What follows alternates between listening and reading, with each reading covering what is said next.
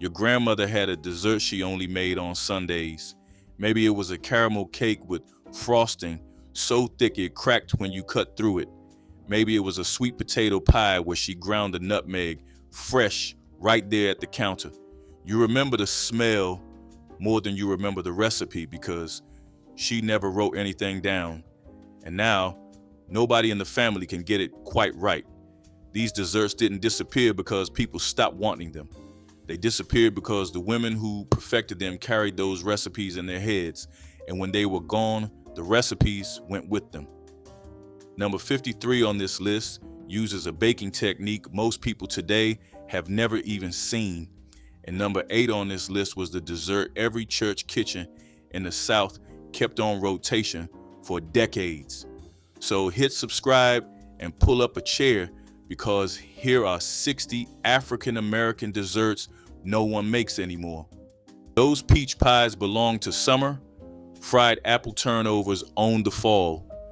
The apples were always dried, never fresh.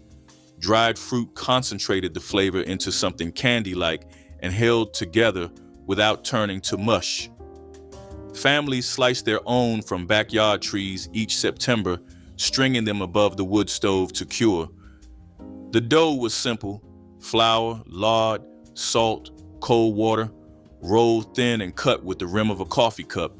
A spoonful of stewed apples in the center, edges crimped with a fork, and the whole thing slid into lard so hot it sealed the crust on contact. You never pierced the dough before frying. A single hole meant the filling leaked and the oil went dark. Kids learned that rule before they learned to read. These traveled in coat pockets to school, in baskets to church, in paper sacks to funerals. When bananas turned black on the counter, too soft for slicing, too sweet for anything sensible, that was exactly when they became perfect. Lane cake was the undisputed queen of African American Christmas celebrations, a towering confection that took days to prepare and demanded skills passed down through generations. Originating in Alabama during the late 1800s, this 4-layer white cake was filled with a bourbon-soaked mixture of raisins, pecans, and coconut that seemed almost sinful in its richness. Black families adopted and elevated this recipe, often adding extra whiskey or homemade vanilla. The preparation began days before Christmas, with the filling needing time to cure and the flavors melding into something magnificent. Women would crack pecans by hand, soak raisins in bourbon, and carefully separate dozens of eggs to achieve the perfect tender crumb. The white icing, applied in thick swirls, made the cake look like a snow-covered mountain. Children knew not to touch it until Christmas dinner was served. Lane cake represented more than dessert. It was proof that Black women could create elegance from simple ingredients. Lane cake carried Alabama heritage into 1960s Black Christmas celebrations, a white layer cake filled with bourbon-soaked raisins, pecans, and coconut that made adults smile knowingly while children enjoyed the sweetness. The filling was cooked slowly, eggs and sugar combined with butter until thick, then studded with dried fruits and nuts plumped in whiskey overnight. Some mothers used homemade fruit wine when bourbon was unavailable, achieving similar depth with whatever spirits the household kept. The cake layers themselves were tender and pale, made with egg whites only, providing neutral canvas for the rich filling.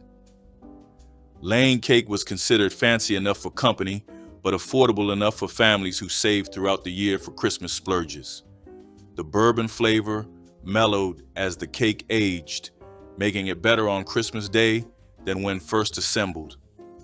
Mothers who made exceptional Lane cake earned reputations that followed them through decades of church gatherings and family reunions. Divinity candy represented the precarious magic of Christmas candy making, a fluffy white confection that could fail spectacularly if humidity crept too high or temperatures dropped wrong. Homemade fudge squares were the holiday treat that brought everyone into the kitchen whether they planned to help or not. The stovetop pot simmered with cocoa, butter, sugar, and milk, thickening slowly until Grandma declared it ready.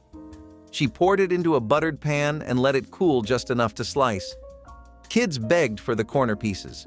Adults pretended they were waiting politely. The fudge was rich, dense, and sweet in a way that tasted like winter itself. Families gathered around the counter, licking spoons, laughing, and stealing pieces when they thought no one was looking. Homemade fudge turned cold nights warm. And the whole process felt like a family ritual that needed no instructions, just participation.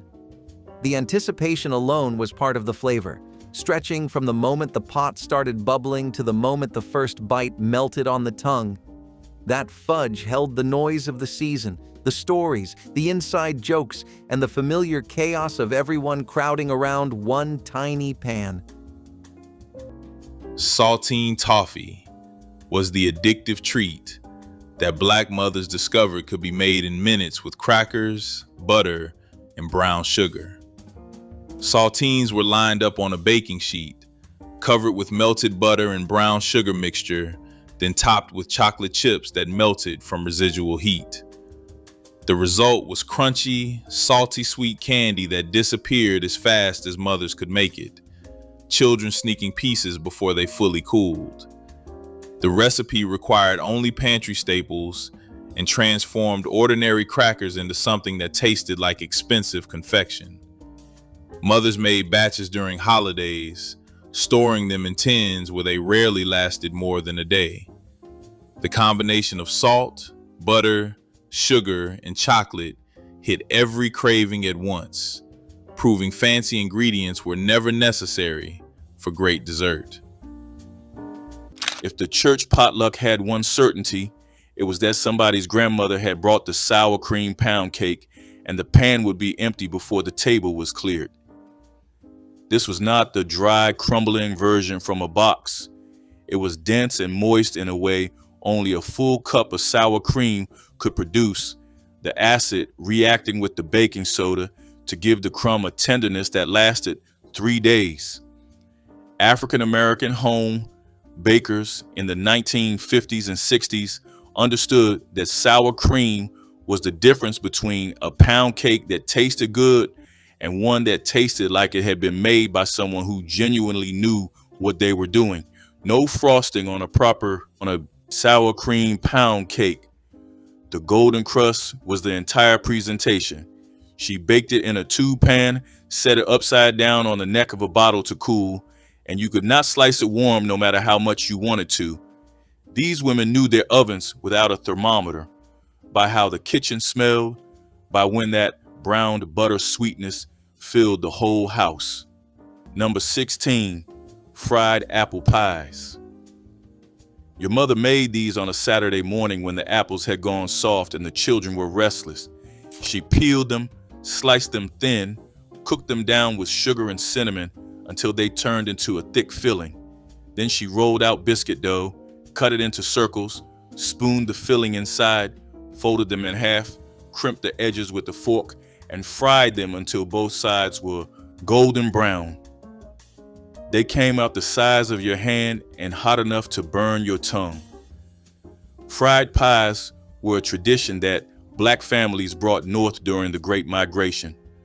Women in Detroit, Chicago, and Cleveland made them the same way their mothers had made them in Alabama and Mississippi. They did not need an oven. They needed a skillet, some dough, and a few soft apples that nobody else wanted. That was enough. Pralines connected 1960s Black Christmas tables to deep Louisiana roots, those creamy pecan candies that shattered into sweetness with every bite. African-American mothers in New Orleans and throughout the Gulf Coast made pralines using recipes passed through generations from Creole grandmothers who had adapted French traditions with brown sugar and native pecans. The candy required precise temperature control, cooking the sugar mixture to exactly the right stage before beating until it turned from glossy to matte. Pour too early and the pralines stayed sticky forever. Wait too long and they turned grainy and hard. Children learned to recognize the ready moment by the way mixture sheeted off the spoon, knowledge transferred through watching rather than reading. Pralines were packed into decorative boxes for Christmas gifts, each piece representing skill that store-bought candy could never match. The creamy texture against toasted pecans created flavor combinations that defined Gulf Coast Christmas celebrations. Coconut pineapple cake was celebration baked into layers, the kind of dessert that made any gathering feel grand. Fluffy white cake held together by creamy frosting, its sweetness lifted by the tropical burst of pineapple and coconut. It shimmered on holiday tables, a symbol of joy and togetherness. In many homes, it was the cake reserved for Easter, birthdays, or family reunions, moments that deserved a little extra sparkle. Pineapple brought brightness, coconut added texture, and the frosting sealed it all with pure indulgence. The cake stood tall and proud, dusted with flakes that caught the light like snow in sunshine. Bakers took pride in it because it was not just dessert, it was decoration, centerpiece, and memory all at once. Each slice tasted like sunshine wrapped in sugar. It brought laughter to quiet rooms and sweetness to tired hearts. Even after the plates were cleared, its scent lingered in the air, soft as the sound of family chatter.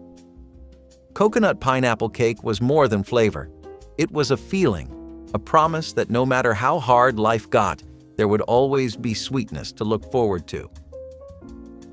Banana pudding with vanilla wafers delivered pure comfort in a chilled dish that always seemed to disappear before anyone could ask for seconds. Ripe bananas were sliced thin and layered with crisp vanilla wafers and creamy custard made from milk, eggs, and a hint of vanilla bean. Each layer softened as the pudding rested, allowing the cookies to turn cake-like while the bananas infused the custard with gentle sweetness. A crown of meringue or whipped cream sealed the top, lightly browned in the oven or served fresh from the refrigerator depending on family tradition. Sunday dinners and church socials alike relied on this dessert to close the meal with something cool, sweet, and familiar. Children loved sneaking extra wafers, while adults traded stories over heaping spoonfuls. Banana pudding with vanilla wafers captured the heart of community gatherings in the 1970s, proving that the simplest combination of fruit, cream, and cookies could create a dessert experience that felt luxurious, comforting, and timeless all at once. Peanut butter was cheap, flour was cheaper, and when you rolled one inside the other with powdered sugar and dropped it into hot oil, you had something that tasted like it cost 10 times what it did. Fried peanut butter balls appeared in black households during the 1940s and 50s when George Washington Carver's work at Tuskegee Institute had pushed the peanut across the South, and jars sat in pantries from rural Georgia to Harlem. The balls were simple: peanut butter mixed stiff with powdered sugar, rolled small, dipped in light batter, and fried until the coating crackled. Inside, the peanut butter melted into something almost molten, sticking to the roof of your mouth.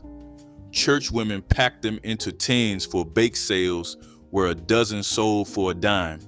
The trick was speed: 30 seconds too long and the filling turned bitter. Only the ones who had fried them 100 times got it right, and they never told you the secret was oil temperature, not the clock. Nobody called them cookies. They were fried cakes, sweet rounds, or just them things mama makes, depending on the household. Fatback fried cookies use simple sugar cookie dough dropped into a skillet where rendered fatback, thick pork fat saved in coffee cans on every black southern stove, served as the frying medium. The fatback gave them a faint, savory undertone that balanced the sweetness in a way butter never could, and that flavor separated the women who knew from those who guessed. The dough was mixed stiff, pinched small, flattened between palms, and fried until both sides turned deep gold, drained on brown paper bags and dusted with sugar while still warm.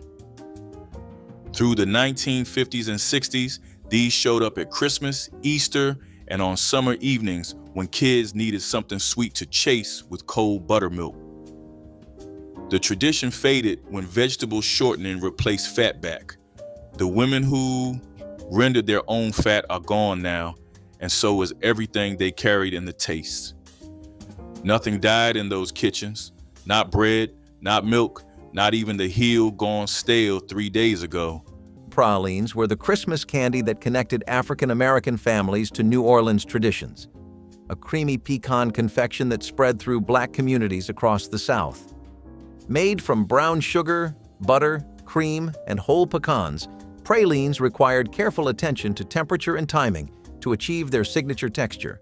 Creamy, yet firm, sweet, yet deeply caramelized. Black families made pralines in large batches during weeks before Christmas, storing them in tins for gift-giving and visitors. The process was social, with women gathering in kitchens to stir, test, and drop the candy onto buttered marble or wax paper.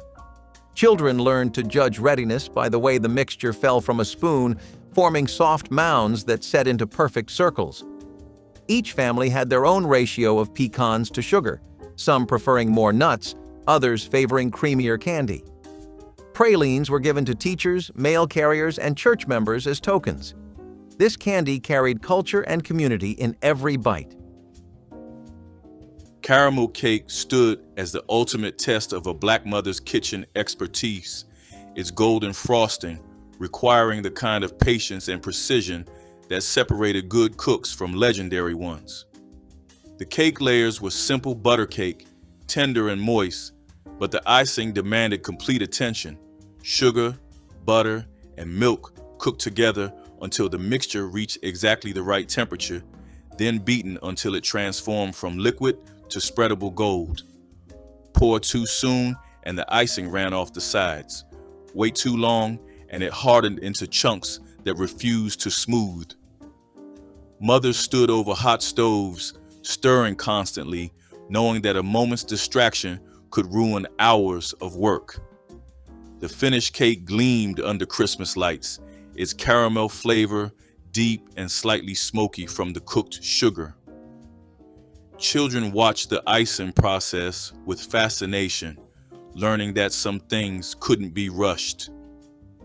Caramel cake appeared only at Christmas and special occasions, making its presence on the table a declaration that this day mattered.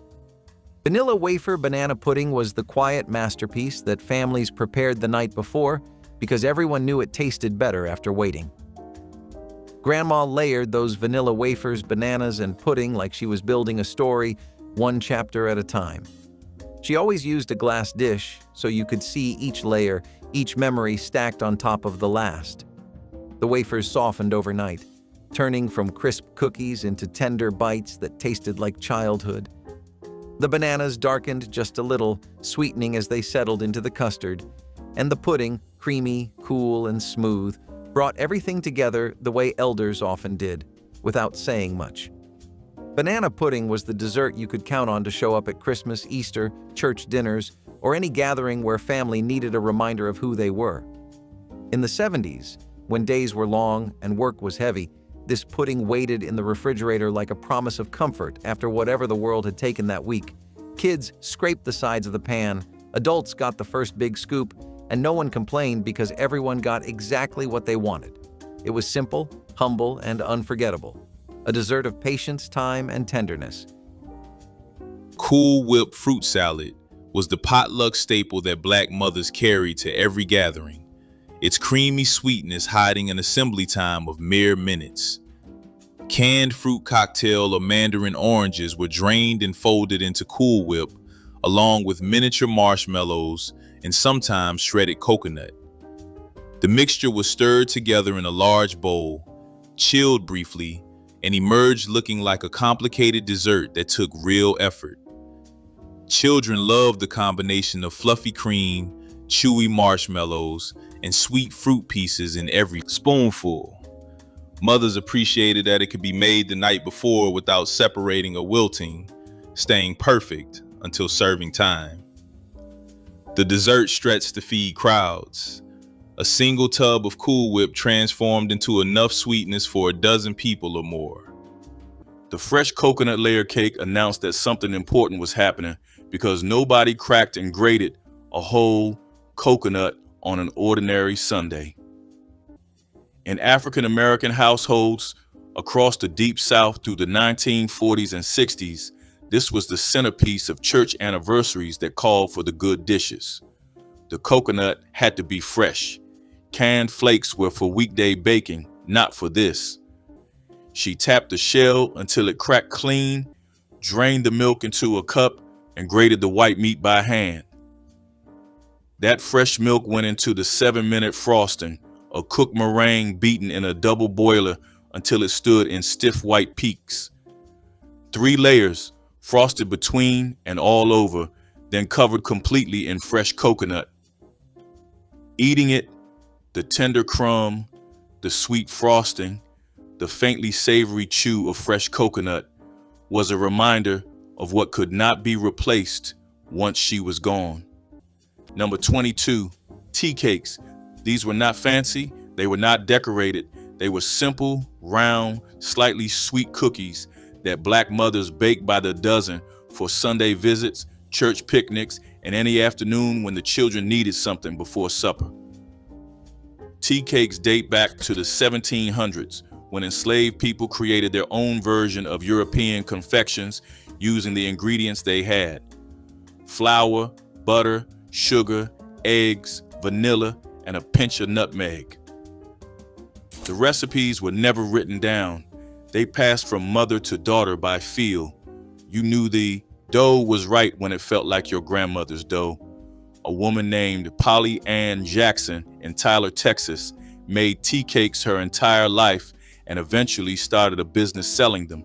She used the same recipe her grandmother had used during Reconstruction. Tea cakes are one of the oldest desserts in Black American cooking, passed down generation after generation, and almost nobody under 40 makes them anymore. Number 21, pound cake. Every Black mother in the 1960s had a pound cake recipe, and every one of them believed hers was the best. The original formula was simple: 1 pound of butter, 1 pound of sugar, 1 pound of eggs, 1 pound of flour. That was it. No baking powder, no baking soda.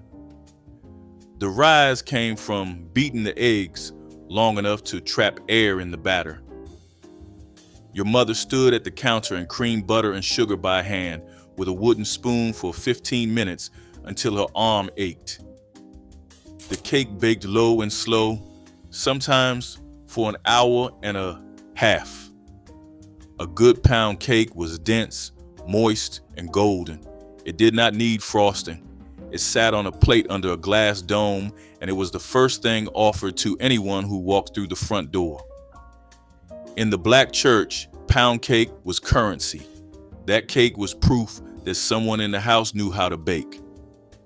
Peanut butter fudge became the democratic Christmas candy of 1960s Black households, affordable enough for every family, delicious enough for every palate, and simple enough for beginning cooks to master. The recipe required only sugar, milk, butter, and peanut butter, ingredients that most pantries contained even during tight financial times. Mothers cooked the mixture on the stovetop, stirring constantly to prevent scorching, then beat it vigorously until it thickened and lost its shine. Poured into buttered pans and scored while still warm, the fudge set into squares that were creamy yet firm enough to hold their shape. The peanut butter flavor dominated, rich, salty, and satisfying in ways that chocolate fudge couldn't match. Children helped with stirring and learned that candy making required patience and attention rather than expensive ingredients. Plates of peanut butter fudge appeared at every Christmas gathering, disappearing quickly as guests returned for seconds and thirds. Peach cobbler was summer's song, bubbling under a crust of golden dough. Sweet peaches were peeled and sliced, mixed with sugar and spice, then poured into baking dishes that gleamed with butter. As it baked, the syrup thickened, caramelizing around the edges until it clung like honey. Every spoonful was sunshine you could taste. Cobbler was made for family gatherings, church picnics, and long afternoons when the house smelled like joy. Some topped it with biscuit dough, others with pastry, but all agreed it was best served warm with melting cream or ice cream. The first scoop broke through the crust like cracking open happiness itself. Peaches were plentiful in the South, and cobbler was the best way to honor their sweetness. It was a dessert that belonged to every generation, simple yet spectacular. Grandmothers taught it to daughters who passed it on again, each one adding their own touch. Peach cobbler was not just food, it was the memory of sunlight, laughter, and love baked together until golden. Butter pecan ice cream was the homemade reward for hot summer nights and backyard fish fries, a frozen treat that carried a quiet elegance. Fresh cream and milk were cooked gently with sugar until smooth before being churned with toasted pecans and a splash of vanilla. The slow churning created a dense, velvety texture, while the nuts added buttery crunch in every spoonful. Families often gathered around hand-crank ice cream makers, taking turns turning the handle as laughter filled the evening air. When the lid finally lifted, the sight of pale golden ice cream studded with glossy pecans drew cheers from children and adults alike. Served in simple bowls or between two cookies for an impromptu sandwich, it offered both cool relief and a taste of celebration. In African American communities of the 1970s, butter pecan ice cream became a symbol of shared effort and shared joy, proving that homemade desserts always taste sweeter when everyone has a hand in bringing them to life. Fried peach ham pies were the kind of dessert you smelled before you saw the plate. Dried peaches simmered to a thick, sweet pulp, spooned onto rounds of biscuit dough, folded shut, and slid into a cast iron skillet of hot lard. In North Carolina, folks called them peach jacks, and the name alone could start a family argument. The secret was always dried fruit, never fresh. Families hung peach slices on strings in late summer until they shriveled into chewy ribbons of concentrated sweetness. You knew the oil was right by the sound, a sharp crackle the instant the edge hit the surface. Black cooks across Georgia and the Carolinas wrapped these in wax paper for field workers and packed them into baskets for church homecomings. They traveled north during the Great Migration, tucked into suitcases for long train rides. You can find versions at gas stations now, but they carry none of the warmth. The ones she fried with peaches she dried herself and dough she mixed by feel. Those disappeared the morning she stopped getting up early enough to make them. Before donuts came in boxes, there were molasses, dough balls, small rounds of flour, egg, and dark molasses dropped by the spoonful into shimmering lard. They puffed golden and crisp outside while staying dense and chewy within, carrying the smoky sweetness only blackstrap molasses could give.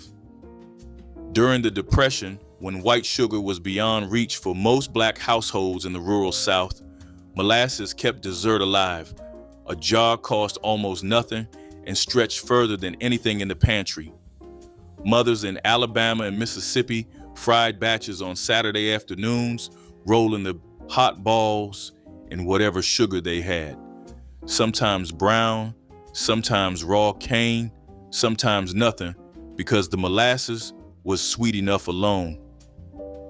Kids lined up at the stove with outstretched palms, burning fingers and not caring. What started as a way to make something from almost nothing became the treat kids begged for even when the pantry was full. Molasses taffy was Christmas entertainment disguised as candy, a sticky-pulled confection that turned entire African-American families into taffy-pulling teams on cold December evenings. The process began with boiling molasses, sugar, and butter until it reached the hardball stage, then pouring the hot mixture onto buttered platters to cool. Once it could be handled, the real fun began. Everyone would butter their hands and start pulling, stretching the dark mass until it lightened in color and developed that signature chewy texture. Children loved the mess, the laughter, and the competition to see who could pull the longest strand. The finished taffy was cut into pieces and wrapped in wax paper, stored in jars for the holiday season. This wasn't just candy, it was family bonding, a Christmas Eve tradition that created memories alongside sweets. Molasses taffy represented the old ways of doing things, when entertainment came from working together rather than watching screens. Pralines connected 1960s Black Christmas tables to deep Louisiana roots, those creamy pecan candies that shattered into sweetness with every bite. African-American mothers in New Orleans and throughout the Gulf Coast made pralines using recipes passed through generations from Creole grandmothers who had adapted French traditions with brown sugar and native pecans. The candy required precise temperature control, cooking the sugar mixture to exactly the right stage before beating until it turned from glossy to matte. Pour too early and the pralines stayed sticky forever. Wait too long and they turned grainy and hard. Children learned to recognize the ready moment by the way mixture sheeted off the spoon, knowledge transferred through watching rather than reading. Pralines were packed into decorative boxes for Christmas gifts, each piece representing skill that store-bought candy could never match. The creamy texture against toasted pecans created flavor combinations that defined Gulf Coast Christmas celebrations. Red velvet cake with cream cheese frosting was the kind of celebratory dessert that appeared on Christmas tables like royalty making a grand entrance. Its deep red color was dramatic, bold, and instantly recognizable. Grandma mixed the batter with a focus usually reserved for important tasks. The cocoa powder gave it depth. The vinegar made it tender. And the thick cream cheese frosting tied everything together in a tangy sweetness that felt like a hug. In African-American homes, red velvet was not just a cake. It was a statement. It meant company was coming. It meant something special was happening. It meant the year had been long, but joy still had a seat at the table. Jell-O with fruit cocktail was the jewel-toned dessert that sparkled on tables across Black households throughout the 1960s. Mothers dissolved bright red, orange, or green gelatin powder in hot water, stirred in cold, then folded in canned fruit cocktail before chilling. The result was a wobbly, sweet treat that children found endlessly fascinating, watching the suspended fruit pieces float in the colorful gel. It required no cooking beyond boiling water and could be made the night before, freeing mothers for other tasks. The dessert appeared at potlucks in decorative molds, at home in simple bowls, and always drew smiles from children who loved its bouncy texture.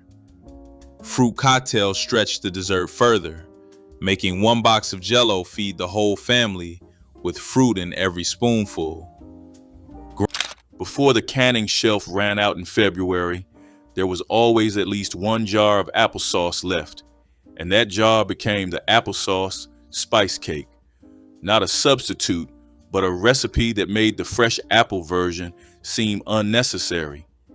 This cake traced its American roots to colonial kitchens where applesauce replaced fat in the batter during times of scarcity.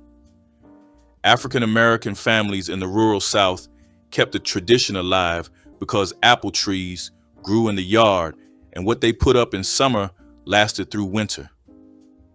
She never measured the spices, cinnamon, cloves, nutmeg, allspice, only shook until the batter turned the right shade of brown. Raisins went in if there were raisins, walnuts if there were walnuts. The cake baked in a square pan, served plain, never frosted.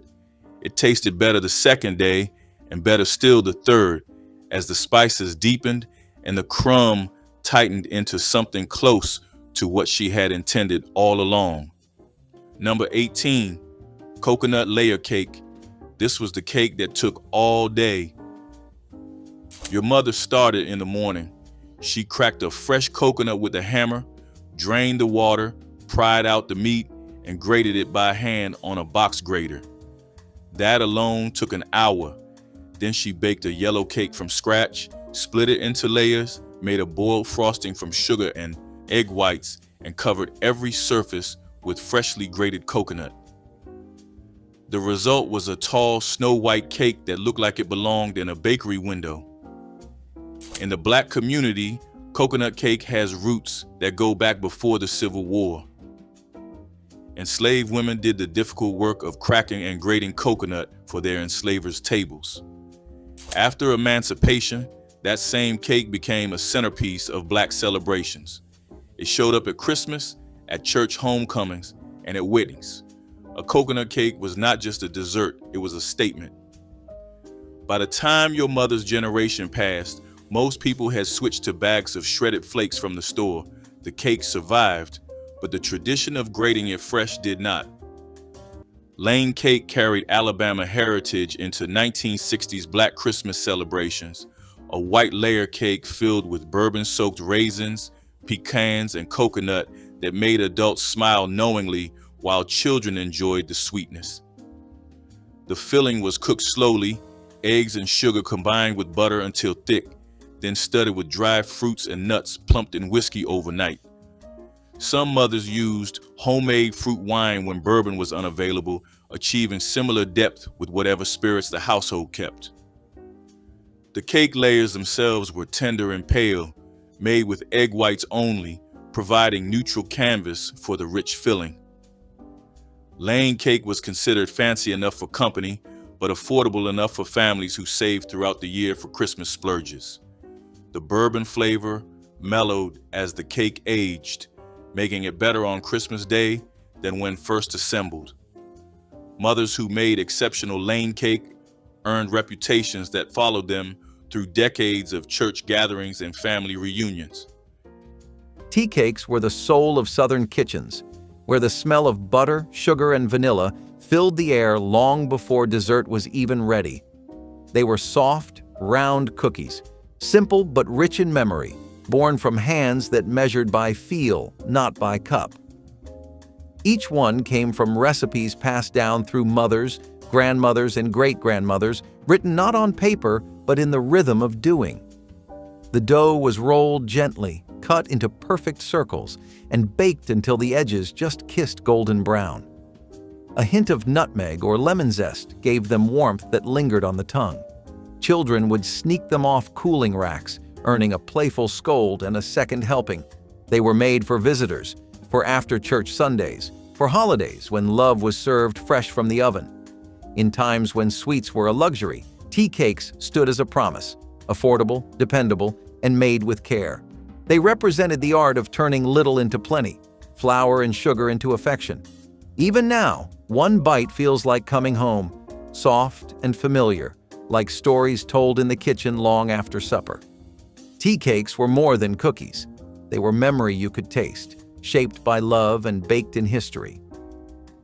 Red velvet cake with cream cheese frosting brought dramatic color and smooth tang to every celebration during the 1970s. The batter, tinted with just enough cocoa and a splash of red food coloring, baked into striking crimson layers that contrasted beautifully with the snowy frosting. Cream cheese whipped with butter and powdered sugar provided a silky finish that balanced the cake's subtle chocolate flavor with gentle tang.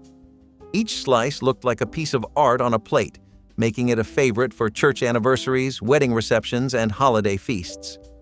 The recipe's origins carried whispers of both Southern tradition and a growing national fascination with bold presentation. Serving red velvet cake was a statement of style and hospitality, a way to show guests that a little extra effort could create something unforgettable. Families treasured the excitement it brought to the dessert table, proving that a dash of color and a touch of cream cheese could transform a simple cake into an icon of joy and celebration. Sorghum syrup sopapillas came from where Black and Mexican cooking crossed paths, families sharing neighborhoods, church halls, and cast iron. The dough was basic: flour, baking powder, salt, lard worked by hand, but the frying made it rise. Hot oil at the right temperature ballooned it instead of flattening, creating a pocket that begged to be torn open. Black families poured sorghum syrup inside instead of honey, thick and dark, pressed from cane-like stalks across the South. It soaked into the warm shell and pooled in the center, turning each bite into crunch and liquid sweetness. At Juneteenth tables in East Texas during the 1950s, these sat alongside barbecue and red drink. When sorghum mills closed through the 70s, the sopapilla lost everything that tied it to those kitchens.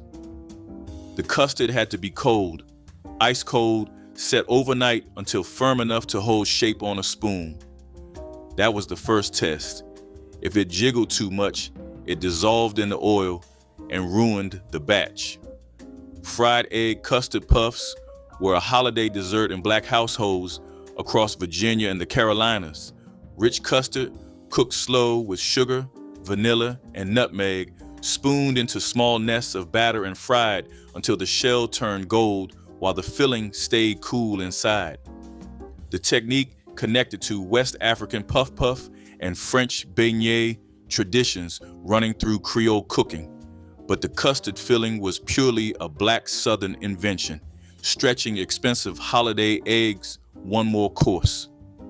The women who mastered these read the oil by sound. A low rumble meant too cool, a high sizzle meant too hot, and the soft whisper between meant the custard would survive. They stood without a thermometer, flipping puffs with a bent fork. After they passed, the recipe cards turned up in drawers, but nobody could get the temperature right by feel. Coconut custard pie brought tropical richness to 1960s Black Christmas tables, its filling studded with sweetened coconut that toasted golden on top during baking.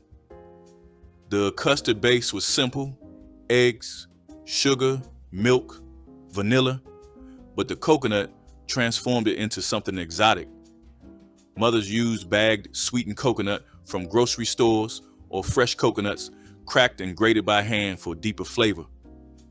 The pie was poured into unbaked crust and baked slowly, allowing the custard to set while the coconut on top turned crispy and caramelized. Each slice revealed layers of texture: flaky crust, creamy custard, chewy coconut throughout, crispy coconut on top. The pie appeared at church potlucks, where it always disappeared quickly, at family dinners where children fought over corner pieces.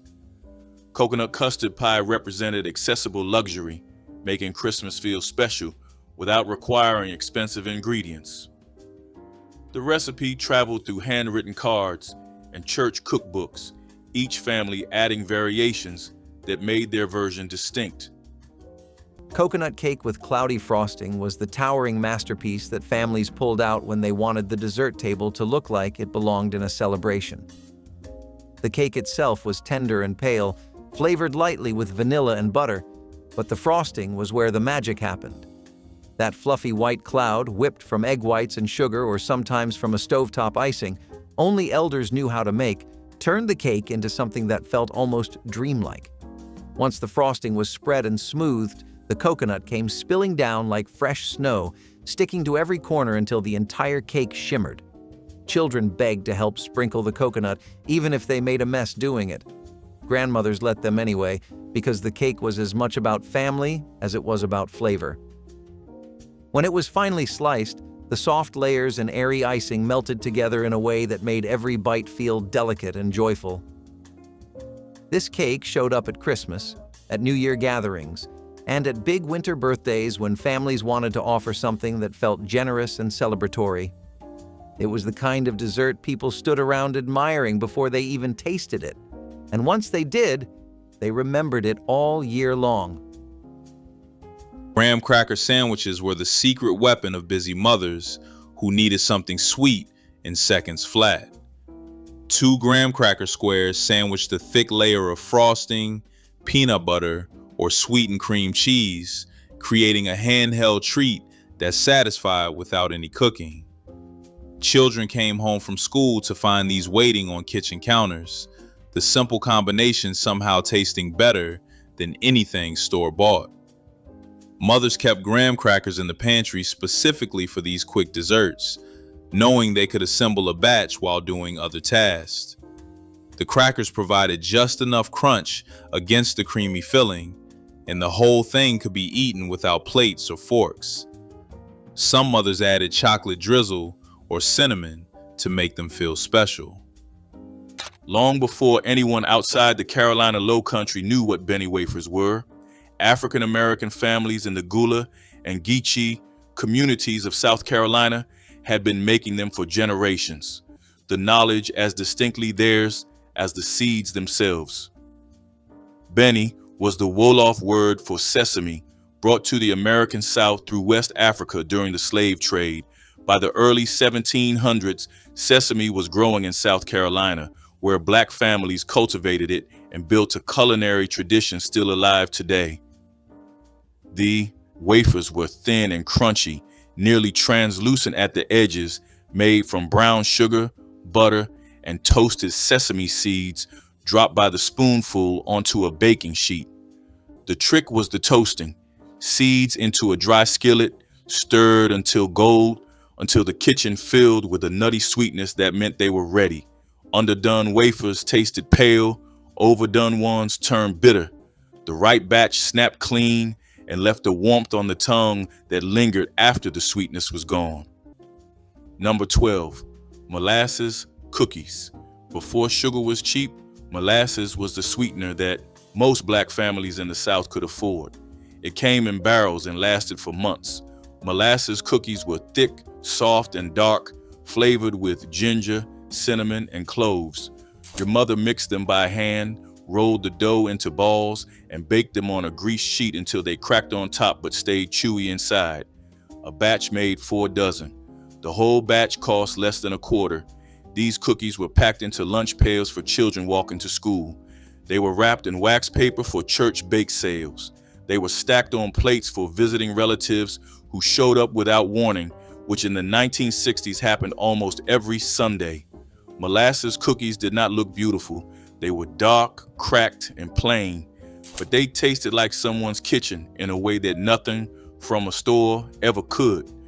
Your grandmother made them until she could not stand at the counter anymore. Number 11, red velvet cake. By the 1960s, red velvet cake had found a permanent place in the black community. It showed up at birthdays, at homecomings, and especially at Juneteenth celebrations, where the color red carries a meaning that goes deeper than decoration. In West African and Yoruba traditions, red symbolizes spiritual power and transformation. The cake was a chocolate butter cake with a small amount of cocoa and a generous pour of red food coloring. The frosting was cream cheese, tangy and thick. A proper red velvet cake was 3 layers tall and vivid enough to stop you in the doorway. Your mother made it from scratch. The cream cheese frosting was beaten by hand until it was smooth. The layers were cooled on wire racks before stacking, because every mother knew that frosting a warm cake was a guaranteed disaster. In a church fellowship hall, red velvet cake never lasted more than 10 minutes after the plates came out. That cake held memory the way a song holds a melody. Buttermilk pie offered tangy sweetness that cut through the richness of Christmas dinner, its custard filling smooth and slightly acidic in ways that refreshed rather than overwhelmed. African American mothers made it from pantry staples: eggs, sugar, butter, flour, and the buttermilk that most households kept for biscuits.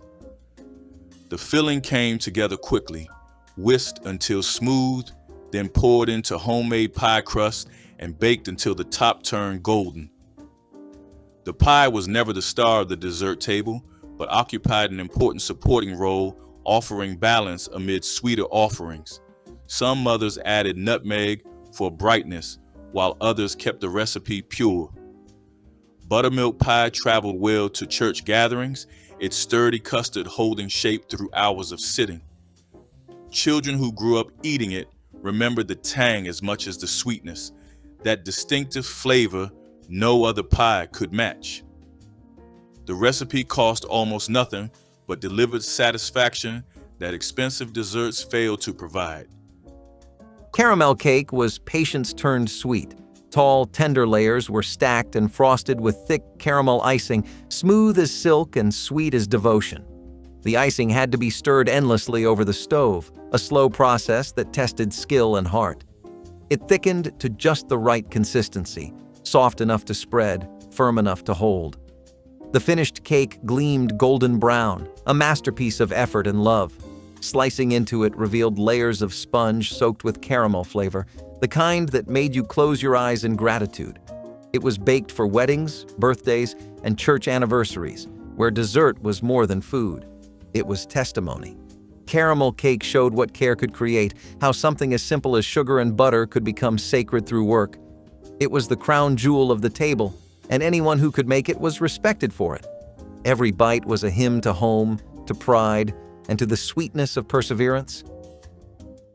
Banana coconut sheet cake was the chilled showstopper of warm weather socials, a snowy white vision that cooled the hottest summer evenings.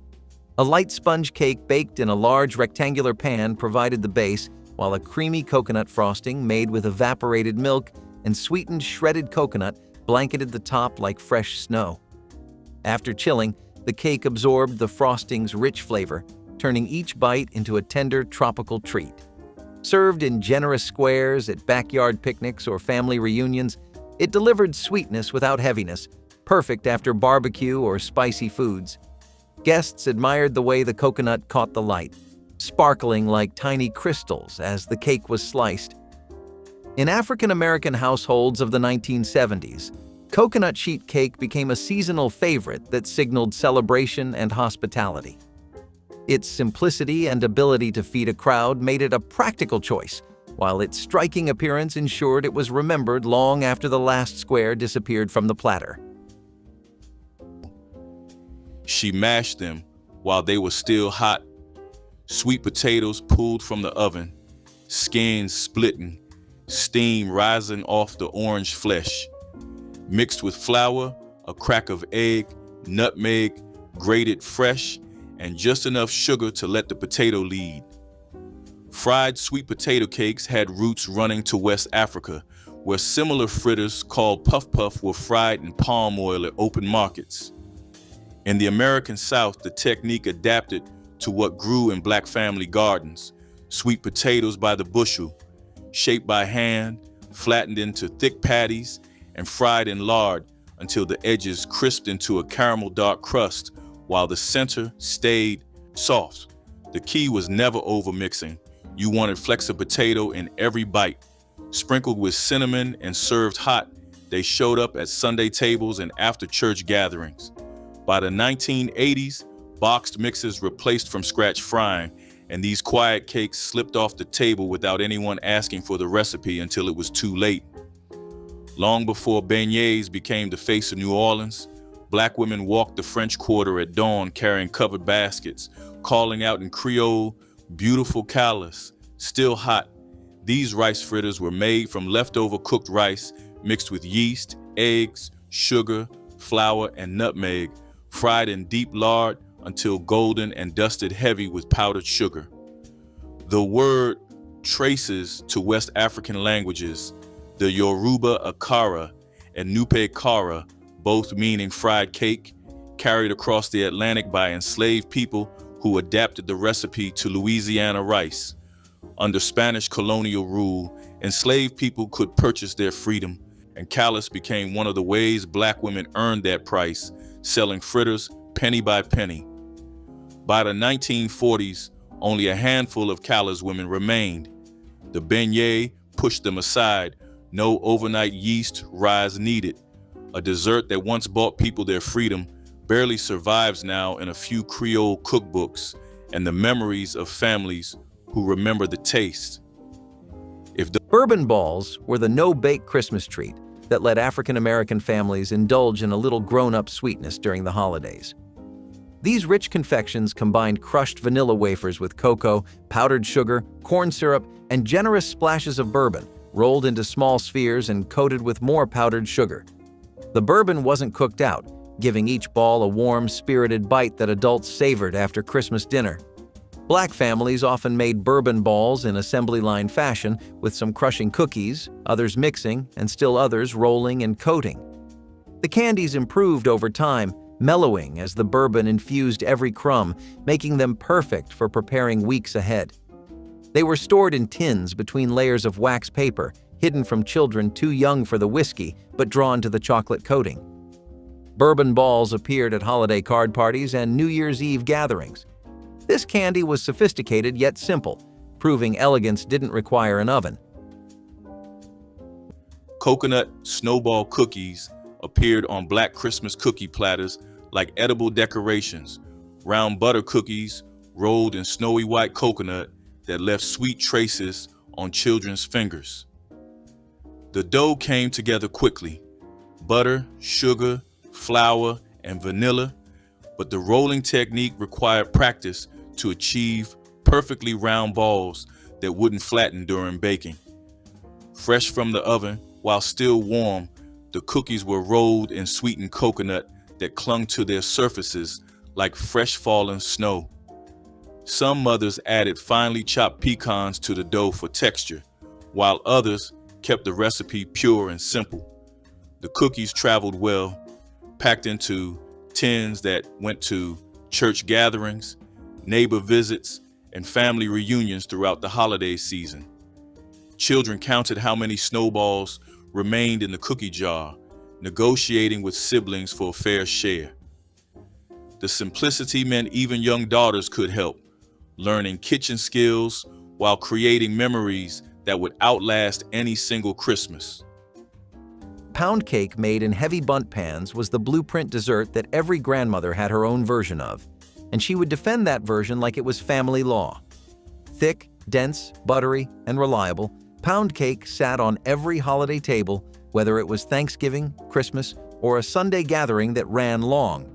The bundt pan itself carried history, scratched and seasoned from years of baking. Grandma creamed the butter and sugar until her arm ached, then added eggs one by one like steps in a ritual. The batter was always heavy, and so was the responsibility of not wasting a drop. When the cake baked, it rose slow and steady, filling the house with a smell that made kids wander into the kitchen like sleepwalkers. Pound cake sliced clean, held its shape, and paired with anything: ice cream, fruit, or just a quiet moment alone. It was the dessert that reminded families that sometimes the simplest things lasted the longest. There are people still living who remember the first time they tasted a Lane cake and understood, without being told, that this was not an ordinary dessert. 4 layers of white sponge, each spread with a custard filling soaked in bourbon and loaded with pecans and raisins, then covered in white frosting that concealed every secret inside. Emma Rylander Lane invented it in Clayton, Alabama in the late 1800s, won a county fair prize, and it spread through Black Southern kitchens as the cake you brought to a wedding, a funeral, a church, homecoming. In 1960, Harper Lee mentioned it in To Kill a Mockingbird. Scout Finch described Miss Maudie's version as so loaded with liquor it made her dizzy. And that confirmed what Black home bakers already knew. This was a cake withstanding. The bourbon preserved the custard, kept the layers moist for days, and gave the cake a depth nothing else could match. Women in temperance households substituted grape juice. The cake was still beautiful, but in the right kitchen, with the right pour, it was something else entirely. Number 13, caramel cake. This was the cake that separated the good bakers from the great ones. Anyone could make a yellow cake, but caramel icing required patience, timing, and nerve.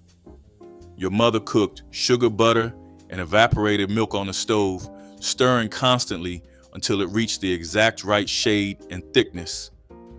Too early and it ran off the cake. Too late and it hardened into candy before she could spread it. There was a window of about 90 seconds where the icing was perfect, and every Black mother who made caramel cake knew that window by instinct. The cake underneath was a simple butter cake, 2 or 3 layers, but the icing was the event. It was glossy, deep amber, sweet, and slightly burnt at the edges. In the Black church, a woman who could make a proper caramel cake had earned a kind of respect that no title could give her. Now here is what made caramel cake different from every other dessert on this list. You could not fake it, you could not rush it, you could not learn it from a book. You had to stand at that stove and feel the sugar change. You had to know the exact moment when the bubbles slowed and the color deepened from gold to amber, because if you turned your back for 30 seconds, the whole batch seized into a grainy mess and you had to start over. That is why caramel cake was the test. Every church had a woman who passed it and a dozen who did not. The recipe has been the same for almost 100 years, but the number of women who can make it without burning the sugar gets smaller every generation. That is not a recipe problem. That is a patience problem. Divinity candy represented the precarious magic of Christmas candy making, a fluffy white confection that could fail spectacularly if humidity crept too high or temperatures dropped wrong. African American mothers learned to read the weather before attempting divinity, choosing crisp, clear days when sugar syrup would behave properly. The process required pouring hot sugar syrup in thin streams into beaten egg whites, transforming the mixture into clouds of sweetness that held shape when dropped onto waxed paper. Pecans or walnuts studded each piece, adding crunch to the ethereal candy. Children watched the transformation with wonder, seeing how patience and skill could create something that looked like edible snow. Divinity was packed into tins and given as gifts, proof of a mother's dedication and expertise. The candy didn't keep long, which made it special, a Christmas-only treat that couldn't be replicated during humid summer months. Failed batches were never wasted, but spread on toast, teaching that even mistakes could nourish. Molasses cookies were the quiet kind of dessert that did not need to be flashy to be remembered. Soft, chewy, and deeply spiced, they carried the taste of old Southern kitchens where time moved slow. Molasses gave them their dark sweetness, rich and almost smoky, while ginger and cinnamon added warmth that lingered. The dough was rolled into balls, sprinkled with sugar, and baked until their tops cracked just slightly. They cooled on racks, filling the air with the smell of brown sugar and spice. Children would wait by the counter, unable to resist their pull. Molasses cookies were made year-round but found special life in the winter months, when their flavor felt like a blanket against the cold. They were often packed into tins or wrapped in cloth to share with neighbors. Each bite was soft but strong, sweet but deep, like the people who made them. They were a reminder that simplicity done right can be unforgettable. Sweet potato pie carried the soul of family tradition to every holiday table, its earthy sweetness and warm spices making it an unshakable favorite. Roasted sweet potatoes were mashed to a silky smoothness, blended with brown sugar, butter, eggs, and a hint of vanilla and cinnamon. Poured into a flaky homemade crust, the filling baked until the surface set with a gentle wobble, and the scent of spice filled the house. Served with or without a dollop of whipped cream, it embodied the essence of Southern comfort and African heritage.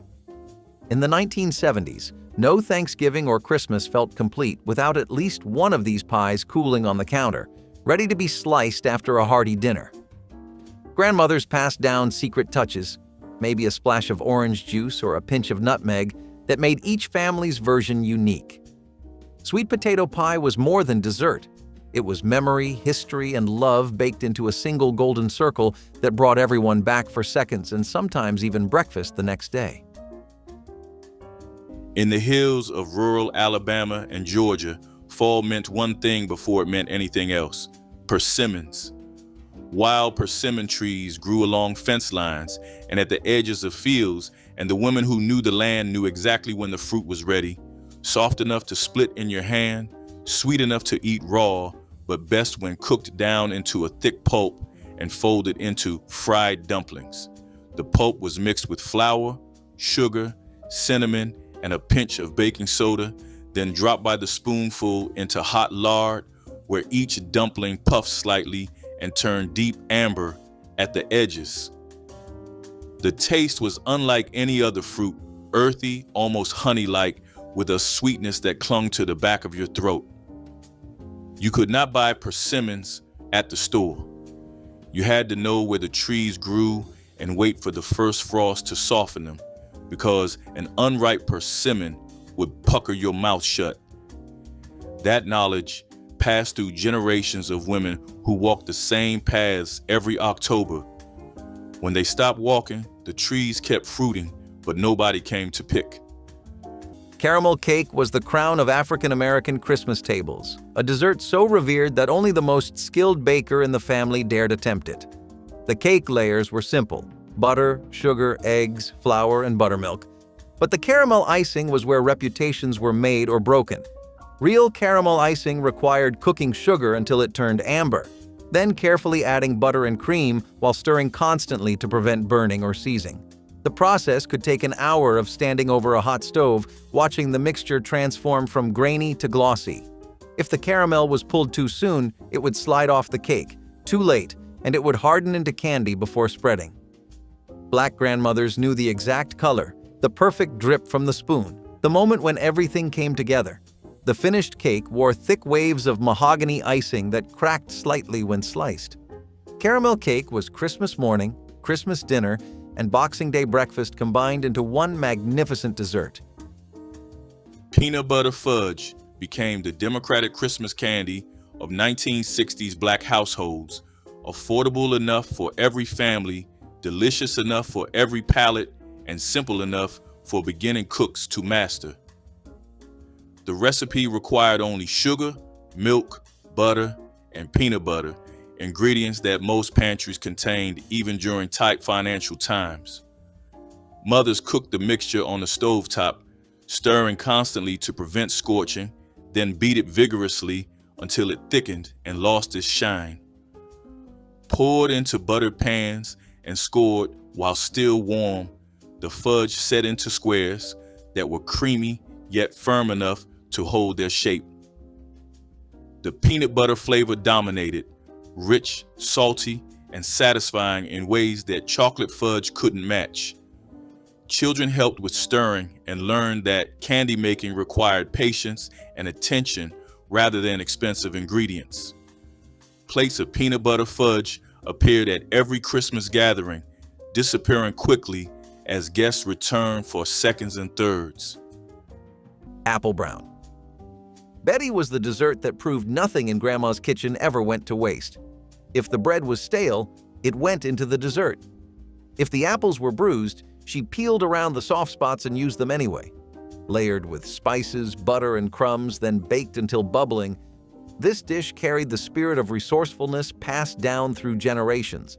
It tasted warm, familiar, and comforting in a way only a dessert born from necessity can. Apple Brown Betty showed families that the sweetest things often started with what people overlooked. And during the holidays, when the house was full and the stove seemed to work overtime, this dessert slipped into the lineup like it had always belonged there. The scent alone made people drift into the kitchen, following the cinnamon and butter like a trail. It reminded everyone that good food did not need perfection. It just needed heart, patience, and the willingness to make the most out of what was already there. Butterscotch pudding parfaits were layered in tall glasses to create desserts that looked like restaurant presentations. Mothers made instant butterscotch pudding, then layered it with Cool Whip and crushed vanilla wafers in clear glasses that showed off the striped effect. Children watched the assembly with anticipation, knowing that digging through the layers with a long spoon was half the fun. The parfaits could be made ahead for parties or assembled quickly for weeknight treats, their impressive appearance belying the simple preparation. Some mothers added a drizzle of chocolate sauce or a maraschino cherry on top for extra flair. The dessert proved that presentation mattered, transforming instant pudding into something that felt genuinely special. Egg custard pie was the dessert you made when the pantry was nearly empty and company was still coming. 5 ingredients: eggs, milk, sugar, vanilla, and nutmeg grated fresh over the top. That was the entire recipe, and it was enough. In African American households from the 1930s through the 60s, this pie appeared at Sunday dinner because it required no special shopping and no hours at the stove. The filling poured into an unbaked crust, and the oven transformed it into a trembling golden custard that held its shape when sliced but yielded completely on the tongue. She knew it was done when the center barely jiggled. That reading of the oven could not come from a cookbook. The nutmeg was always freshly grated, never from a tin, because pre-ground spice bore no resemblance to what came off a whole nutmeg directly onto the custard. The elders kept one wrapped in a cloth in the spice drawer. If you asked what it was for, they handed it to you and pointed at the pie. Number 20, bread pudding. This was the dessert that said nothing in this kitchen goes to waste. Black mothers saved stale bread all week. White bread, biscuits, cornbread, dinner rolls, whatever had gone dry by Friday got torn into pieces and soaked in a mixture of eggs, milk, sugar, vanilla, and cinnamon. Some added raisins, some added a spoonful of bourbon. The pan went into the oven and came out golden and puffed, soft in the center and crisp along the edges. A full pan cost almost nothing because the main ingredient was food that would have been thrown away. In a house where every dollar mattered, that was not just a dessert, that was engineering. Your grandmother did not call it bread pudding. She called it making do. Sweet potato pie was the dessert that told a story before it was ever sliced. Smooth, spiced, and golden, it carried the essence of the harvest and the heart of the South. Made from mashed sweet potatoes, milk, butter, and warm spices, it was the crown of every Sunday dinner table. Each pie began as a labor of patience, boiling, mashing, stirring, and tasting until it felt just right. The filling was poured into hand-rolled crusts that browned and flaked with care. The smell alone filled homes with comfort, calling everyone to the table before grace was even said. It was a dessert that spoke of tradition, endurance, and pride, a reminder that sweetness could come from soil and struggle alike. Some topped it with cream, others left it plain, but everyone agreed it was home in a pie shell. Grandmothers guarded their recipes, knowing each one was as unique as the cook who made it. The first bite always silenced the room, soft, velvety, and deep with cinnamon and nutmeg. Sweet potato pie was love disguised as dessert, and every forkful carried the warmth of generations who baked meaning into every meal. Molasses stack cake appeared at 1960s Black Christmas gatherings as towering testament to community cooperation, each thin layer contributed by different family members or neighbors who brought their portion to assemble. The layers were more like dense cookies, made with molasses, flour, and spices that created sturdy foundations for the apple filling spread between. Dried apples were stewed with molasses and cinnamon until they became thick paste that held layers together and softened them over days of aging. The assembled cake stood 6 to 12 layers high, wrapped in cloth, and stored where the flavors melded into something greater than individual parts. Making stack cake was a community event. Women gathered in kitchens, each contributing her signature layer while catching up on holiday news. Children watched and learned that some traditions require cooperation rather than individual achievement. By Christmas morning, the cake had transformed into a cohesive whole that tasted like concentrated holiday spirit. Buttermilk pie wrapped simple pantry ingredients into a velvety custard that tasted far richer than its modest origins. Eggs, sugar, butter, and tangy buttermilk whisked together into a smooth filling that baked in a single crust until the surface browned lightly and the center set to a creamy consistency. The slight tang of the buttermilk balanced the sweetness, making each bite both comforting and intriguing. African American families in the 1970s valued the recipe for its thrift and reliability, knowing that even in lean times, a luxurious dessert was within reach. Served warm or chilled, plain or with a scattering of fresh berries, buttermilk pie delighted guests without demanding complicated techniques or expensive ingredients. Its enduring charm lay in the way it brought people together around something humble yet special. Each slice carried the quiet satisfaction of resourcefulness and tradition, a reminder that the heart of hospitality often rests in the simplest, most lovingly prepared dishes shared at the end of a long meal. Fried banana fritters took overripe fruit and turned it into something golden, crisp, and impossibly rich. Mashed into batter with flour, a beaten egg, sugar, and cinnamon, then dropped in rounds into hot lard. The natural sugars caramelized against the oil, creating edges that crackled into the warm center. Caribbean influence ran deep. Plantain fritter versions existed across the islands, and as families from Jamaica and Trinidad settled in southern port cities during the 1940s and 50s, those recipes merged with African American frying traditions already old. Some cooks added vanilla. Others drizzled brown sugar dissolved in butter over the top. The whole thing cost almost nothing and used fruit headed for the trash, resourceful and indulgent in the same bite. Cornmeal fried cakes did not come from a recipe book. They came from watching, standing close enough to feel the heat while someone older stirred cornmeal into sweetened batter and dropped it by the handful into smoking lard. You poured until the batter looked right, cracked the egg without counting, added sugar until you tasted it off your fingertip.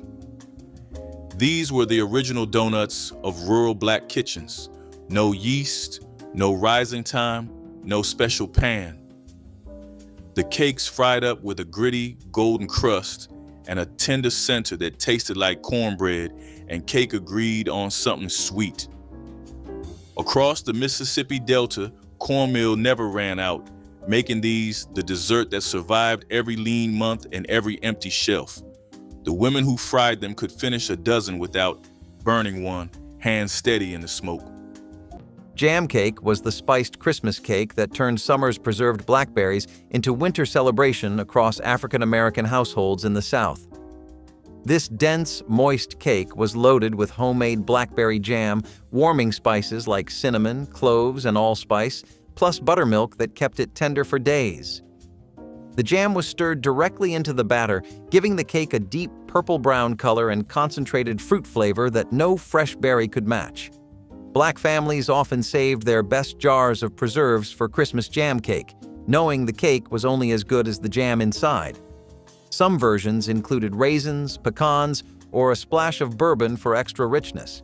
The cake was typically frosted with caramel icing or left plain, dusted with powdered sugar like Christmas snow. Jam cake connected summer's labor to winter's celebration, proving nothing was wasted in households that preserved the harvest. This cake was heritage in edible form. Red velvet cake in the 1960s bore little resemblance to the bright crimson versions sold today. It was subtler, more sophisticated, and made with buttermilk that gave it genuine tang. African American mothers achieved the distinctive color through a chemical reaction between cocoa, buttermilk, and vinegar, creating a mahogany hue that deepened as it baked. The cream cheese frosting hadn't yet become standard. Instead, mothers made cooked flour frosting, called ermine frosting, that was silky, not too sweet, and required patience to perfect. Beating the mixture until peaks formed took arm strength that modern stand mixers cannot replicate. The cake appeared at Christmas dinners in gleaming cake stands, its color suggesting festivity without artificial dyes. Children knew that red velvet meant celebration, that its appearance on the table signaled a special occasion worth remembering. The recipe traveled through church cookbooks and handwritten cards, each family adding small variations that made their version unique and deeply personal. Ambrosia with marshmallows and citrus was the bright, festive bowl that lit up holiday tables even before anyone picked up a spoon. It was a Southern tradition carried into African American homes with pride, mixing oranges, pineapple, coconut, and soft marshmallows into a dish that tasted like sunshine breaking through winter clouds. Some families added cherries for color, some added pecans for crunch, and some kept it simple, letting the fruit and cream speak for themselves. This was the dessert brought out when plates were heavy with savory food and people needed something light to lift the meal. The first spoonful always tasted refreshing, cool, and nostalgic all at once, carrying the memory of church potlucks and Sunday dinners into the holidays. Grandmothers made it the night before so the flavors could blend, checking the bowl in the refrigerator like it was a secret too special to open too early. When it finally reached the table, it drew smiles from anyone who grew up with it, because ambrosia was never just fruit. It was a reminder of family history, of thrift, of turning simple ingredients into something joyful, and for many households, no holiday felt complete without it. Sliced bananas and cream appeared in bowls across Black households whenever ripe bananas sat on the counter and something sweet was needed fast. Mothers sliced bananas into rounds, covered them with heavy cream or evaporated milk, and sprinkled sugar over everything until the fruit glistened. The cream softened the banana slightly, while the sugar dissolved into sweet pools that collected at the bottom of the bowl.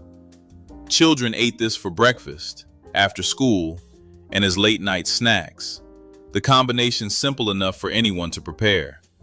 Some mothers added a dash of vanilla extract or a sprinkle of nutmeg to elevate the humble ingredients. The dessert required no cooking and came together in less than 2 minutes, making it perfect for satisfying sudden sweet cravings. Banana bread in the 1960s was not a weekend project. It was Tuesday morning when the bunch on the counter had gone too dark to eat, and throwing them away was not something that happened in that kitchen. Black families across the South and the urban North, still close to the rationing habits of the war years, treated overripe bananas as an ingredient, not a problem. The blackened fruit had converted its starch to sugar and carried a caramel-rich depth that no fresh banana could match. She mashed them with a fork, stirred in butter, eggs, flour, and a fistful of brown sugar. If there were walnuts in the cabinet, they went in. The brown, sugar glaze poured while the loaf was still hot made the top go glossy and cracked slightly as it cooled.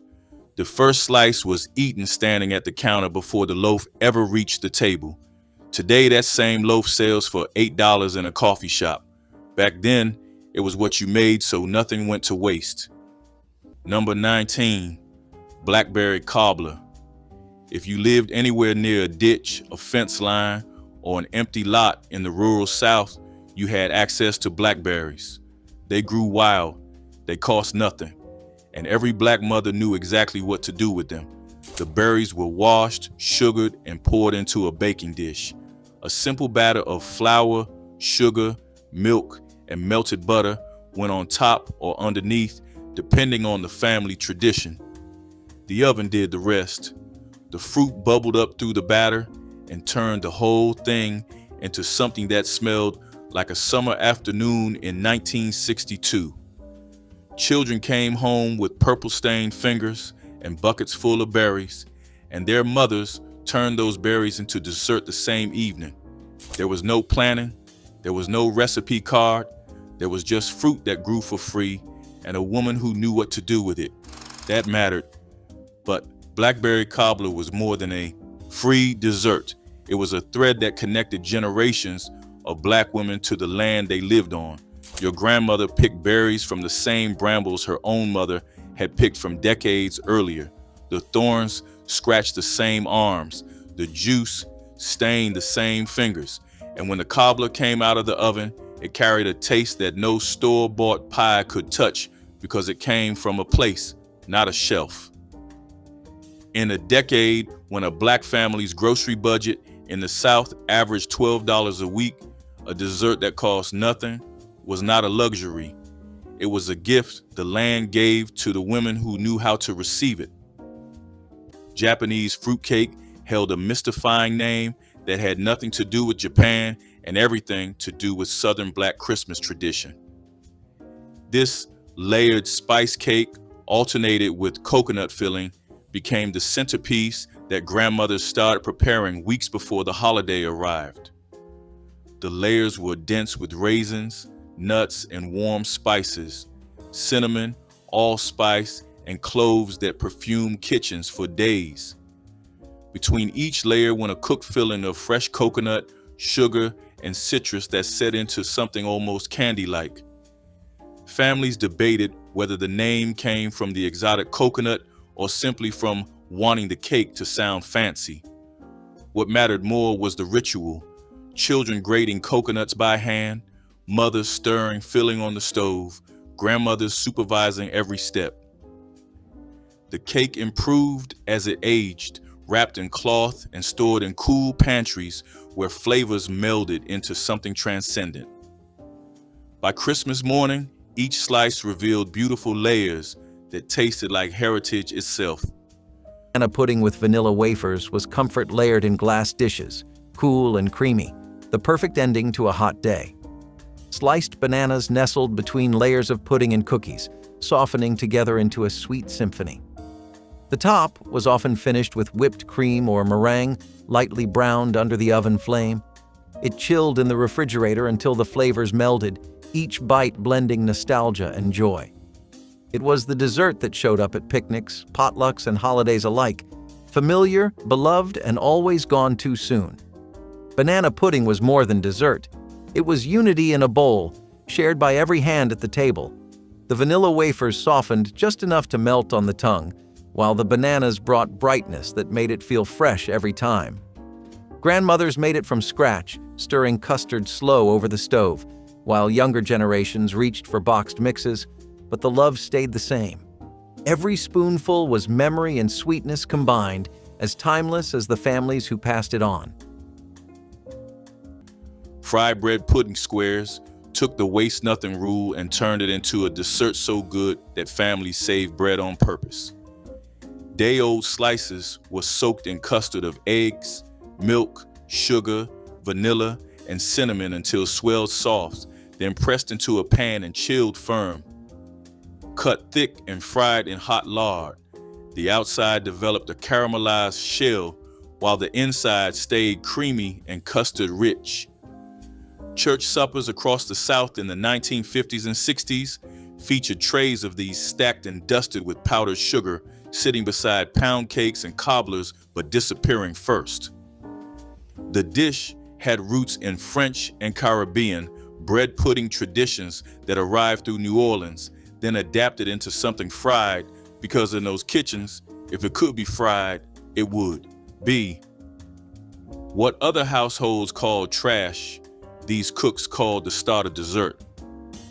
But years before those skillet desserts reached the holiday table, something simpler was feeding families along the Texas-Louisiana border. The dough puffed the instant it hit the oil, ballooning into a hollow pillow so light it nearly floated. Brown sugar pound cake was the humble cousin of fancier Christmas cakes, yet it held its own on African-American holiday tables with deep caramel flavor and incredible density.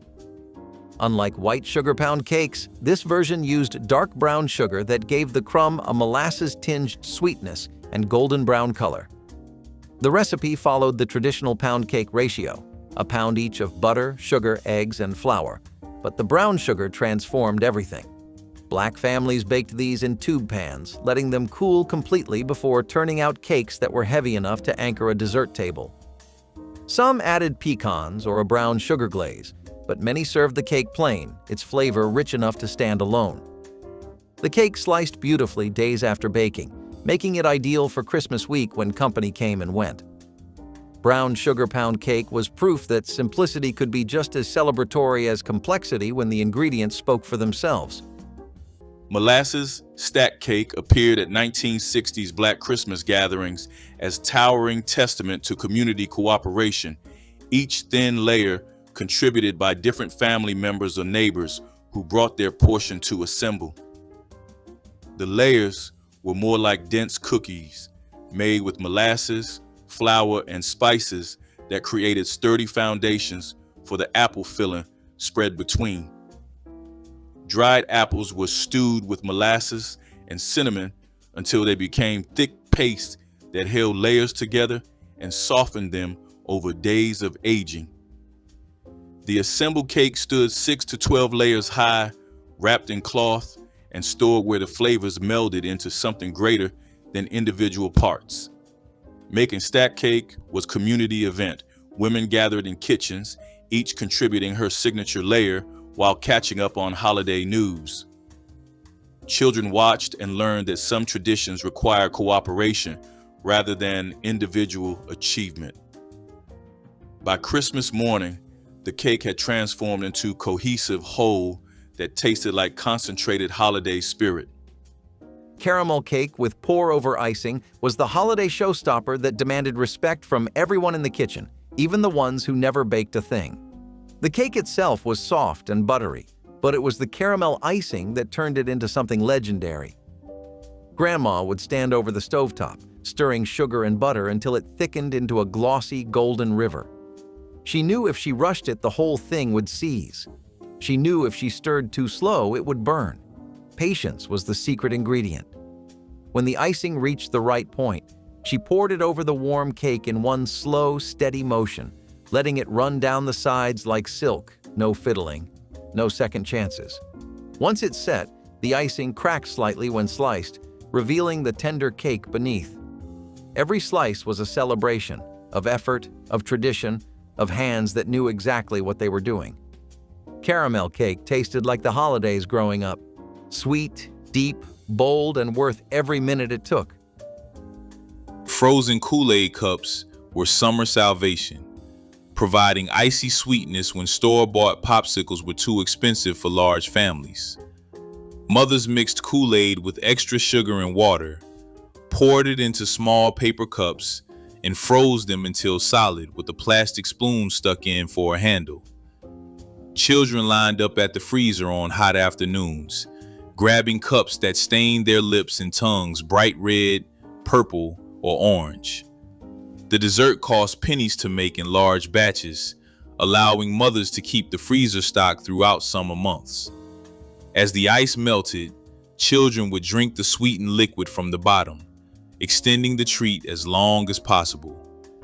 Some mothers added fruit pieces before freezing, creating fancier versions that still cost almost nothing to produce. The lemon cheese layer cake had one of the most misleading names in Southern baking because it contained no cheese at all. Cheese was what older cooks called a thick, cooked fruit curd, and the lemon curd between the layers gave this dessert its name and its glory. African American home bakers carried this tradition through the 1950s and 60s, building the cake in 10 thin layers spread with bright, tart lemon.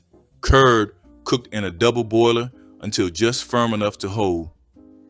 10 layers meant baking in shifts while the curd cooled and the kitchen smelled of citrus and butter all afternoon. This was not a Tuesday cake. You made it for the occasion that deserved your whole day.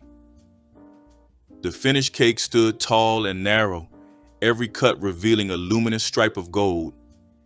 She kept the curd recipe in her head. You watched her make it twice and still could not replicate the balance she achieved without ever measuring the lemon juice. Number 10, buttermilk pie. This was the quiet pie, the one that never won a beauty contest. It sat on the counter in a plain crust with a plain filling, and nobody wrote about it. But it was on the table every week in houses where a mother had buttermilk in an icebox and nothing else to turn into dessert. The filling was buttermilk, sugar, butter, eggs, a little flour, and vanilla. It baked into a custard that was tangy and sweet at the same time, with a jiggly center and a golden top. Buttermilk pie came from the same tradition as chess pie and vinegar pie. Desperate pies, some people called them, but there was nothing desperate about the way they tasted. A buttermilk pie made by your mother tasted like Sunday afternoon with the windows open. It cost less than 35 cents. It fed 6. It just required a mother who understood that a family doesn't need a fancy dessert. It needs a full table. Number 9, pecan pie. In the South, pecan trees were everywhere. They grew in yards, along streets, on church grounds, and on the edges of cotton fields. Black families gathered pecans by the bucketful every fall, and black mothers turned those pecans into pie. The filling was dark corn syrup, eggs, sugar, butter, and vanilla poured over a cup of whole pecans and a homemade crust. The oven turned it into a sticky, caramelized slab of sweetness that was almost too rich to eat more than one slice. Almost. Pecan pie was a holiday pie. Thanksgiving, Christmas, New Year's. A woman in Selma, Alabama, named Hattie Mae Benson, sold pecan pies from her front porch every November for 14 years. She charged 75 cents a pie, and everyone was spoken for by the first week of the month. Those pecans fell from a tree her grandfather had planted. She never bought a single one. Vinegar pie transformed during Christmas into something special when African American mothers added warm spices and served it alongside grander holiday desserts. This Depression-era creation used pantry staples, vinegar, sugar, eggs, and butter to create custard-like filling when lemons were too expensive or unavailable in rural southern stores. The vinegar provided tartness that mimicked citrus, while nutmeg and vanilla added warmth appropriate for winter celebrations. Mothers who remembered harder times kept making vinegar pie even when circumstances improved, honoring recipes that had sustained families through scarcity. The pie was never the star of Christmas dessert tables, but occupied an important supporting role, offering something familiar amid fancier offerings. Children who grew up eating vinegar pie often didn't realize until adulthood that it was born from necessity rather than choice. The recipe represented resilience baked into every slice, a reminder that creativity could transform limitation into tradition. Bread pudding with raisins was the taste of comfort reborn from leftovers. Made from day-old bread, milk, sugar, and eggs, it turned waste into wonder. Every kitchen had its version. Some used cinnamon, some nutmeg, others a splash of vanilla or even molasses. The mixture soaked slowly, letting the bread absorb every drop until it softened into something rich and fragrant. When baked, it puffed slightly, golden on top and tender beneath. The raisins added tiny bursts of sweetness, little jewels in a sea of custard. It was served warm, sometimes with a drizzle of caramel or cream, and always with pride. Bread pudding was never about luxury. It was about knowing how to make do and make it good. Families passed the recipe down not for its precision, but for its heart. It was a dessert of quiet evenings, of warmth shared across small tables. The smell of it baking filled homes with peace, reminding everyone that nothing truly good ever goes to waste. Bread pudding was memory and mercy baked together, a dessert that hugged you back. Peach cobbler with biscuit topping was the heart of many summer evenings in African American homes of the 1970s, a dessert that tasted like sunshine caught in a pan. Juicy peaches were tossed with brown sugar, lemon juice, and a whisper of cinnamon until their natural syrup began to bubble. Over this golden fruit, a blanket of soft biscuit dough was dropped in spoonfuls, each one browning to a tender crust as the oven worked its magic. The scent of warm fruit and butter drifted through open windows, calling neighbors to stop by for a plate. Served with a drizzle of fresh cream or a scoop of homemade ice cream, every bite balanced tart peach with sweet, flaky topping. Families loved how the cobbler came together from simple pantry staples yet felt luxurious enough for company. It carried the legacy of Southern kitchens into a modern decade, proving that when peaches are ripe and the air is warm, nothing brings people together faster than the promise of a bubbling pan of cobbler shared straight from the oven. The scratches on your arms told the whole story. Blackberry brambles did not give up their fruit without drawing blood.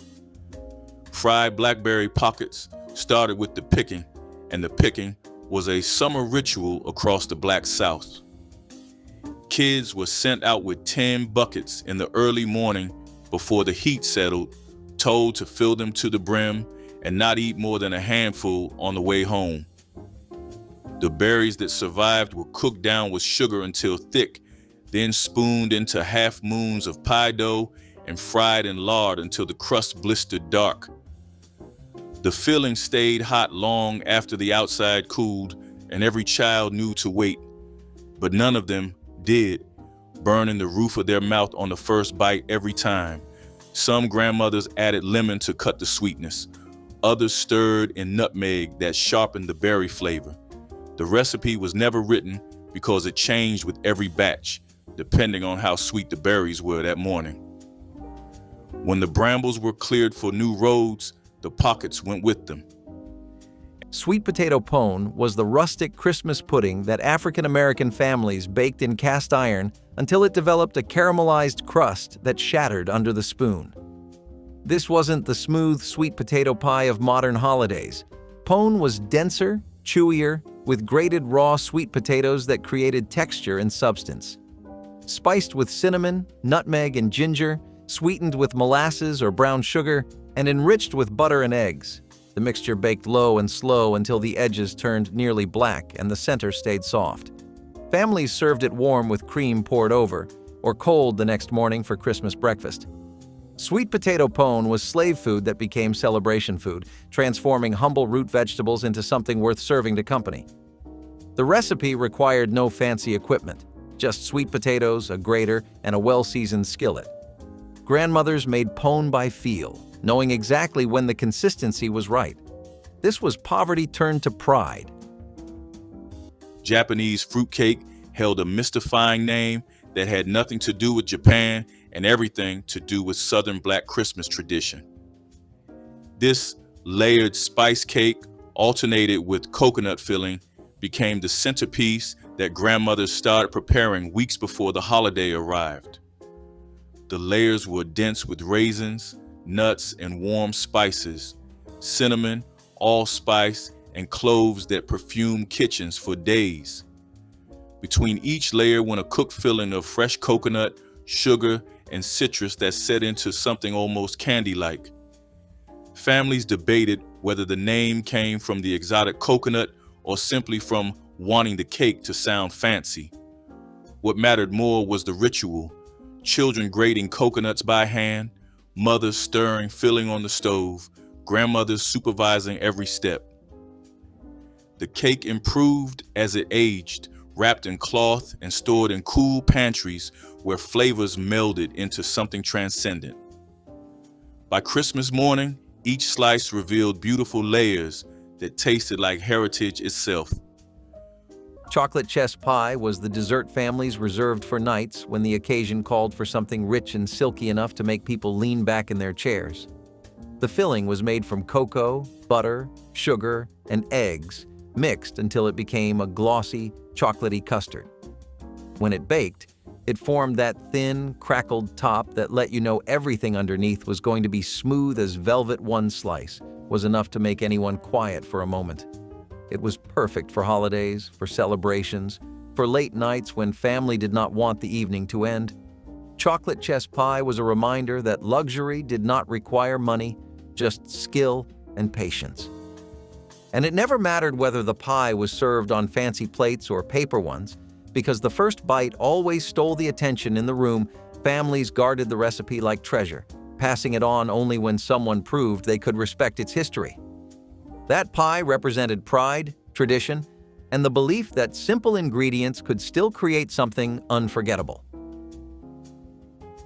Instant chocolate pudding revolutionized weeknight desserts in Black households during the 1960s, transforming 3 minutes of whisking into creamy satisfaction. Mothers poured the powder into cold milk, beat it with a hand mixer or whisk until thick, then spooned it into cups for eager children who could barely wait for it to set. The pudding could be eaten immediately while still soft, or chilled until firm, depending on how patient the family felt. Some mothers topped it with Cool Whip, vanilla wafers, or crushed peanuts for texture. The convenience was revolutionary, allowing working mothers to provide homemade tasting dessert without spending precious evening hours in the kitchen. Children grew up believing their mothers made the best pudding, never realizing the magic came from a small box. The peach preserves layer cake was why she spent 2 full July days at the canning pot, filling jar after jar with fruit from the neighbor's tree, because she already knew what those jars would become come November. African American women in the South understood preserving season as planning ahead. You were not canning for next week. You were canning for the holidays, for the church anniversary supper, for the birthday cake that would make the room go quiet when it was carried in. The cake was a yellow butter cake baked in 3 rounds, cooled completely before assembly. The filling went in thick between each layer, not jam, but the chunky, sweet tart preserves she had made herself. And the difference between homemade and store-bought was the difference between a dessert and a memory. She frosted the outside lightly, letting the gold of the peaches show at the edges. The cake rested overnight, the preserves soaked into the sponge, and the layers became one. Nobody thought to ask how she got the taste exactly the same every year while she was still alive to tell them. If you have not yet subscribed to this channel, now is a good time. We are counting down from number 25. Number 25, sweet potato pie. This was not pumpkin pie with a different name. This was its own creation, built from a root vegetable that traveled from West Africa to Southern soil and ended up on every holiday table in every black household from Alabama to Chicago. Your mother peeled the sweet potatoes, boiled them soft, mashed them with butter and sugar and cinnamon and nutmeg, added eggs and evaporated milk, and poured it all into a crust she made from flour and lard. The whole pie cost about 40 cents in 1963. In some families, sweet potato pie showed up at Thanksgiving, Christmas, Easter, and every funeral in between. A woman in Memphis named Ora Lee Johnson made 11 of them every Thanksgiving for her church. She used to say that pumpkin pie was for people who did not know any better. That was tradition. Number 24, banana pudding. There was a time when banana pudding showed up at every church supper, every family reunion, and every repast in the black community. The kind your mother made in a glass baking dish with layers of Nilla wafers. Sliced bananas, homemade vanilla custard cooked on the stove, and meringue browned in the oven. The Nabisco Company started printing a banana pudding recipe on its box in the 1940s. But black mothers had been making their own versions long before that. The custard was cooked slowly on a low flame, stirred constantly so it would not scorch. A single pan fed 20 people at a church picnic and cost less than $1. Caramel cake stood as the ultimate test of a black mother's kitchen expertise, its golden frosting requiring the kind of patience and precision that separated good cooks from legendary ones. The cake layers were simple butter cake, tender and moist, but the icing demanded complete attention. Sugar, butter, and milk cooked together until the mixture reached exactly the right temperature, then beaten until it transformed from liquid to spreadable gold. Pour too soon and the icing ran off the sides. Wait too long and it hardened into chunks that refused to smooth. Mothers stood over hot stoves, stirring constantly, knowing that a moment's distraction could ruin hours of work. The finished cake gleamed under Christmas lights, its caramel flavor deep and slightly smoky from the cooked sugar. Children watched the icing process with fascination, learning that some things couldn't be rushed. Caramel cake appeared only at Christmas and special occasions, making its presence on the table a declaration that this day mattered. Praline candy was the taste of New Orleans captured in a single perfect bite. Made from brown sugar, butter, cream, and pecans, it was sweet, nutty, and melt-in-your-mouth good. The scent alone could pull people into a kitchen where someone stood stirring slow over a hot stove, watching for just the right moment when the sugar began to thicken and gloss. It was a candy of care and patience, where timing meant everything. Too soon and it stayed syrupy. Too late and it turned to rock, but when done just right, it cooled into golden perfection. Grandmothers made them by instinct, no thermometer needed, dropping spoonfuls onto wax paper to harden. Pralines were shared at holidays, church socials, and after Sunday dinners, little tokens of sweetness and pride. They symbolized Southern hospitality at its finest, a simple treat made rich through love. Each bite carried warmth and memory, a reminder that joy can be handmade. Chocolate mayonnaise cake surprised newcomers with its secret ingredient, but won them over with every moist bite, becoming a budget-friendly miracle in the 1970s. Pantry staples of flour, cocoa powder, and sugar were whisked with a generous spoonful of mayonnaise, whose eggs and oil gave the cake a tender crumb without extra butter. Baked in a simple rectangular pan, it emerged dark and velvety, filling the kitchen with a rich cocoa aroma. A quick frosting of powdered sugar and milk or a swirl of chocolate buttercream turned it into a dessert fit for birthdays, bake sales, or late-night treats. Families loved how the recipe saved money while delivering a texture rivaling any fancy bakery cake. Guests often guessed at the secret but rarely believed it, which made serving it even more fun. Chocolate mayonnaise cake reminded everyone that ingenuity and a bit of courage could transform an ordinary weeknight into something indulgent, proving that good taste does not need expensive ingredients when creativity leads the way. Japanese fruitcake had nothing to do with Japan, but everything to do with African American Christmas traditions across the Deep South. This layered spice cake earned its exotic name from the unusual combination of ingredients: coconut, raisins, and warm spices stacked between alternating layers of light and dark cake.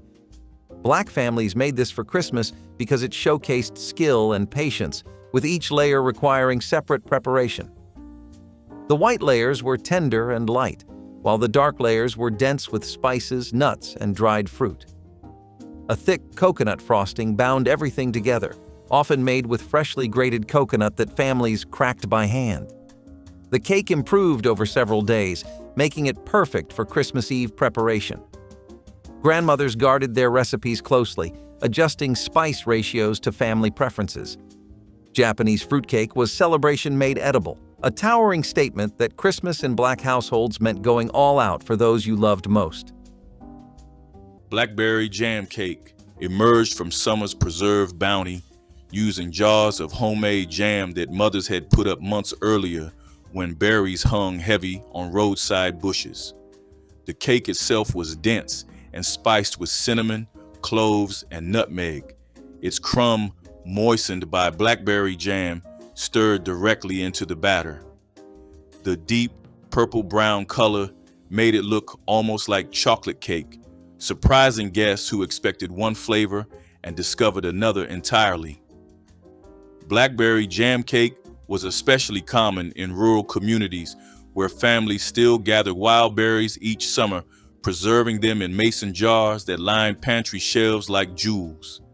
The cake required no fancy frosting. A simple glaze or dusting of powdered sugar let the jam flavor shine through. Each slice connected Christmas to summer, to family berry picking expeditions, to the labor of preservation that made winter abundance possible. The cake represented the cycle of seasons and the wisdom of saving summer's sweetness for December's cold. Deep dish peach cobbler was the kind of dessert that made holidays feel complete even when money was tight and groceries needed stretching. Those peaches, sometimes fresh and sometimes from a can, simmered down in sugar and warm spices until the whole pot smelled like sunshine. That refused to leave, Grandma would pour them into a deep dish that had seen more holidays than half the folks sitting at the table, letting the syrup spread and bubble like it had something to say. Her crust was never perfect in shape, but it was perfect in spirit.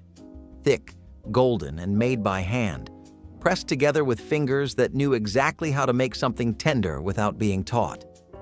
When that cobbler baked, the house felt fuller, warmer, kinder. It was the dessert she brought out after church gatherings, family reunions, and long afternoons where everyone talked loud and laughed louder. The first spoonful always broke through the crust with that soft crackle that made people sit still for a second. Underneath was the peach filling so rich and syrupy it tasted like home no matter where you were. Holidays in African American families were never just about the fancy dishes. They were about what held people together. Peach cobbler was one of those things not written down, not measured, just understood. It was made with patience, muscle memory, and the unspoken promise that joy would always make a way. Sweetened condensed milk fudge was the no-fail candy that Black mothers made when chocolate cravings struck and time was short.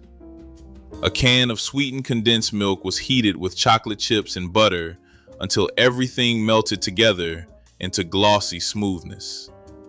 The mixture was poured into a buttered pan and chilled until firm enough to cut into squares that melted on the tongue. Children watched the transformation with amazement, unable to believe that 3 ingredients could create real fudge. Mothers made it for holidays, bake sales, and quiet evenings when something special was needed without much effort. The fudge kept well in the refrigerator, though it rarely lasted long enough to test its shelf life in most households. Number 17, chess pie. If you have never heard of chess pie, your family probably called it something else. Sugar pie, egg pie, transparent pie. It was a custard pie made from pantry staples. Eggs, sugar, a spoonful of cornmeal, butter, a splash of vinegar. That was all. The filling set in the oven into a smooth golden custard with a crackly top. Chess pie came from a time when fresh fruit was seasonal and expensive, and a mother needed a dessert she could make from whatever was in the cupboard. Some say the name was a corruption of chess pie, named for the pie safe where it was stored.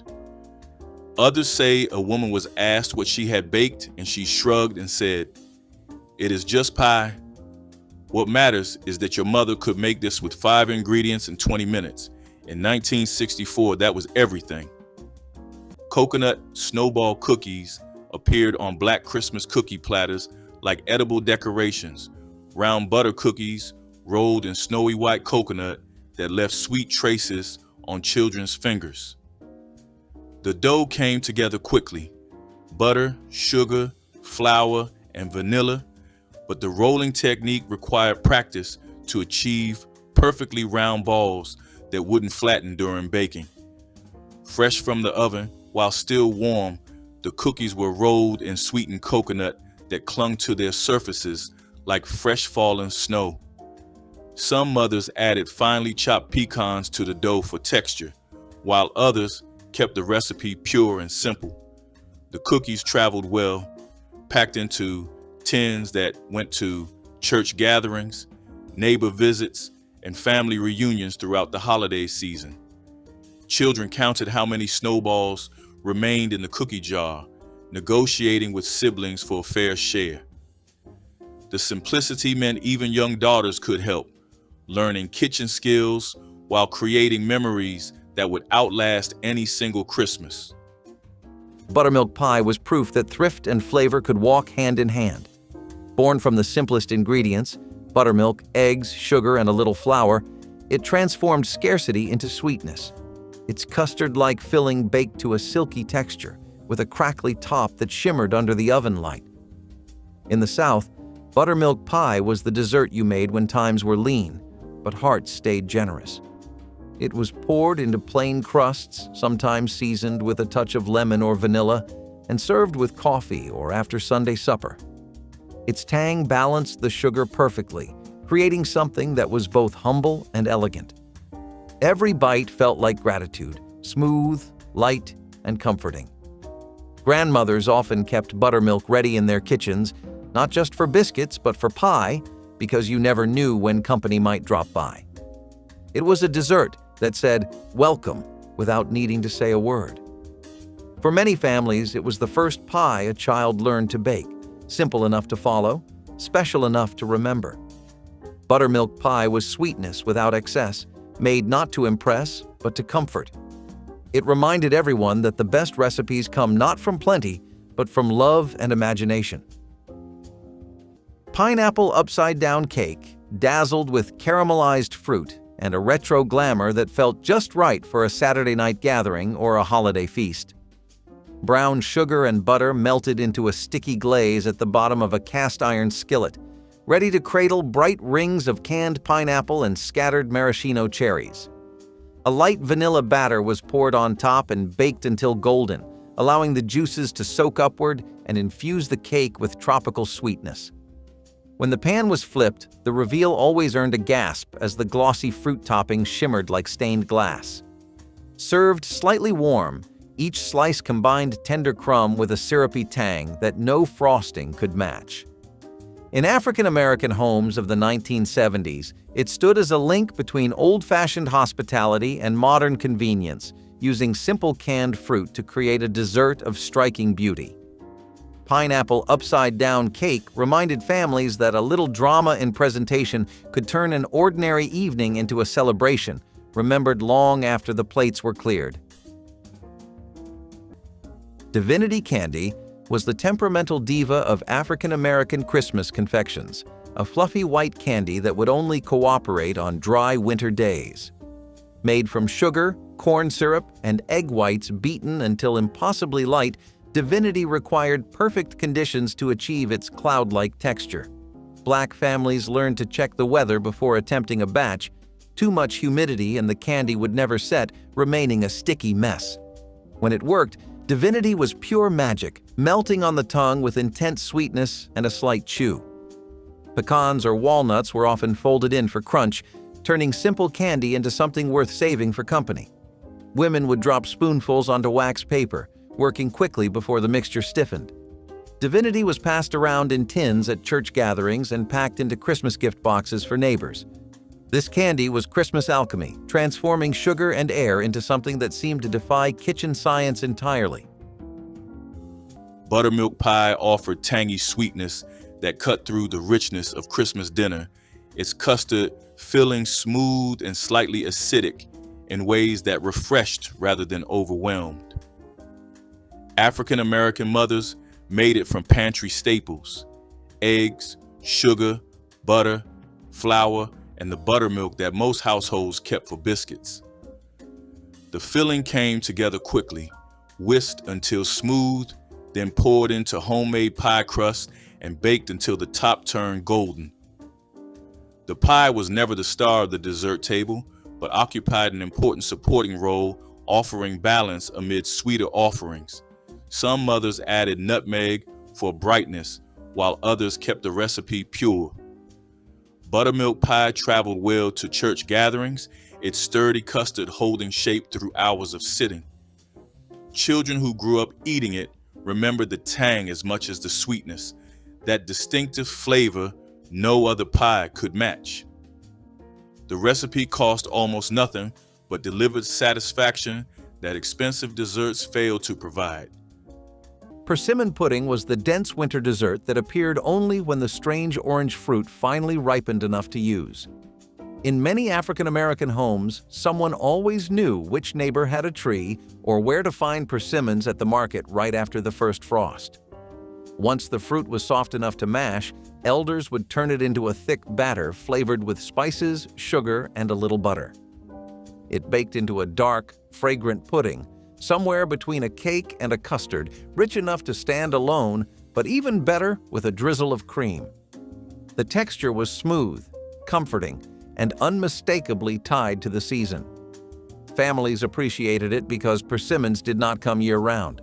They were special. They marked the moment when winter holidays were truly beginning. Eating persimmon pudding felt like honoring tradition, like respecting the rhythm of the land and the patience required to wait for fruit that ripened in its own time, and that timing made every slice feel like a celebration.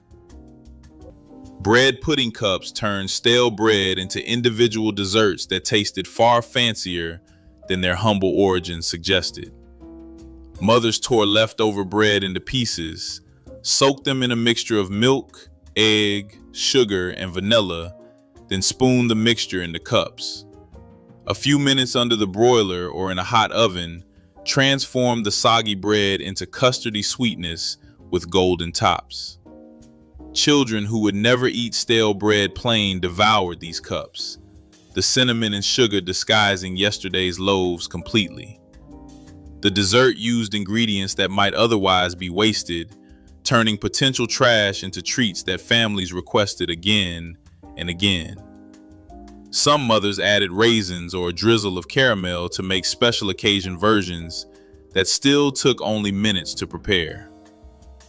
The peanut butter icebox pie was the dessert that required a refrigerator and not much else. And once families in Virginia and the Carolinas had that appliance, it became the summer offering that emptied before the others were half gone. George Washington Carver's research at Tuskegee in the early 20th century helped establish peanut butter as a pantry staple in African American kitchens across the South. The filling was cream cheese, beaten smooth, stirred through with peanut butter and powdered sugar, then lightened with whipped topping until the mixture could hold its own weight. It went into a vanilla wafer crust and chilled for 4 hours minimum.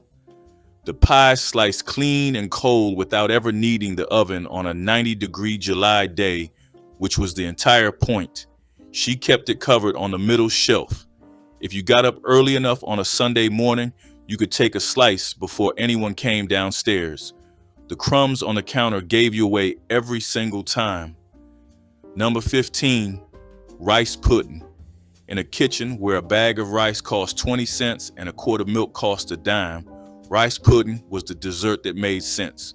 Your mother cooked the rice until it was soft, stirred in milk, sugar, eggs, vanilla, and a handful of raisins, and baked it until the top turned golden. Some families ate it warm. Some ate it cold the next morning. Rice pudding is one of the oldest desserts in the world, and Black mothers in the 1960s made it the same way their great-grandmothers had made it during the Depression. A single pot fed a whole family for less than 30 cents. In some households, it showed up every Friday, not because anyone asked for it, because the grocery money was gone and a mother still needed to put something sweet on the table. Rice pudding did not judge your circumstances. It just showed up. Number 14, lemon icebox pie. This was the summer dessert, the dessert your mother made when it was 95 degrees outside and turning on the oven would have made the house unbearable. A graham cracker crust pressed into a pie plate, a filling of sweetened condensed milk and fresh lemon juice, egg yolks whisked together until it thickened on its own from the acid in the lemons, meringue on top, browned under the broiler. Then the whole thing went into the icebox to set. By dinner time, it was cold, tart, creamy, and perfect. In Black households across the South, where many homes didn't have air conditioning well into the 1960s, lemon icebox pie was not a preference. It was survival. A woman in Chattanooga named Jonita Solomon Miller grew up on this pie and said her mother never once measured a thing. She just knew. That pie was proof you didn't need an oven to make something your family would remember forever.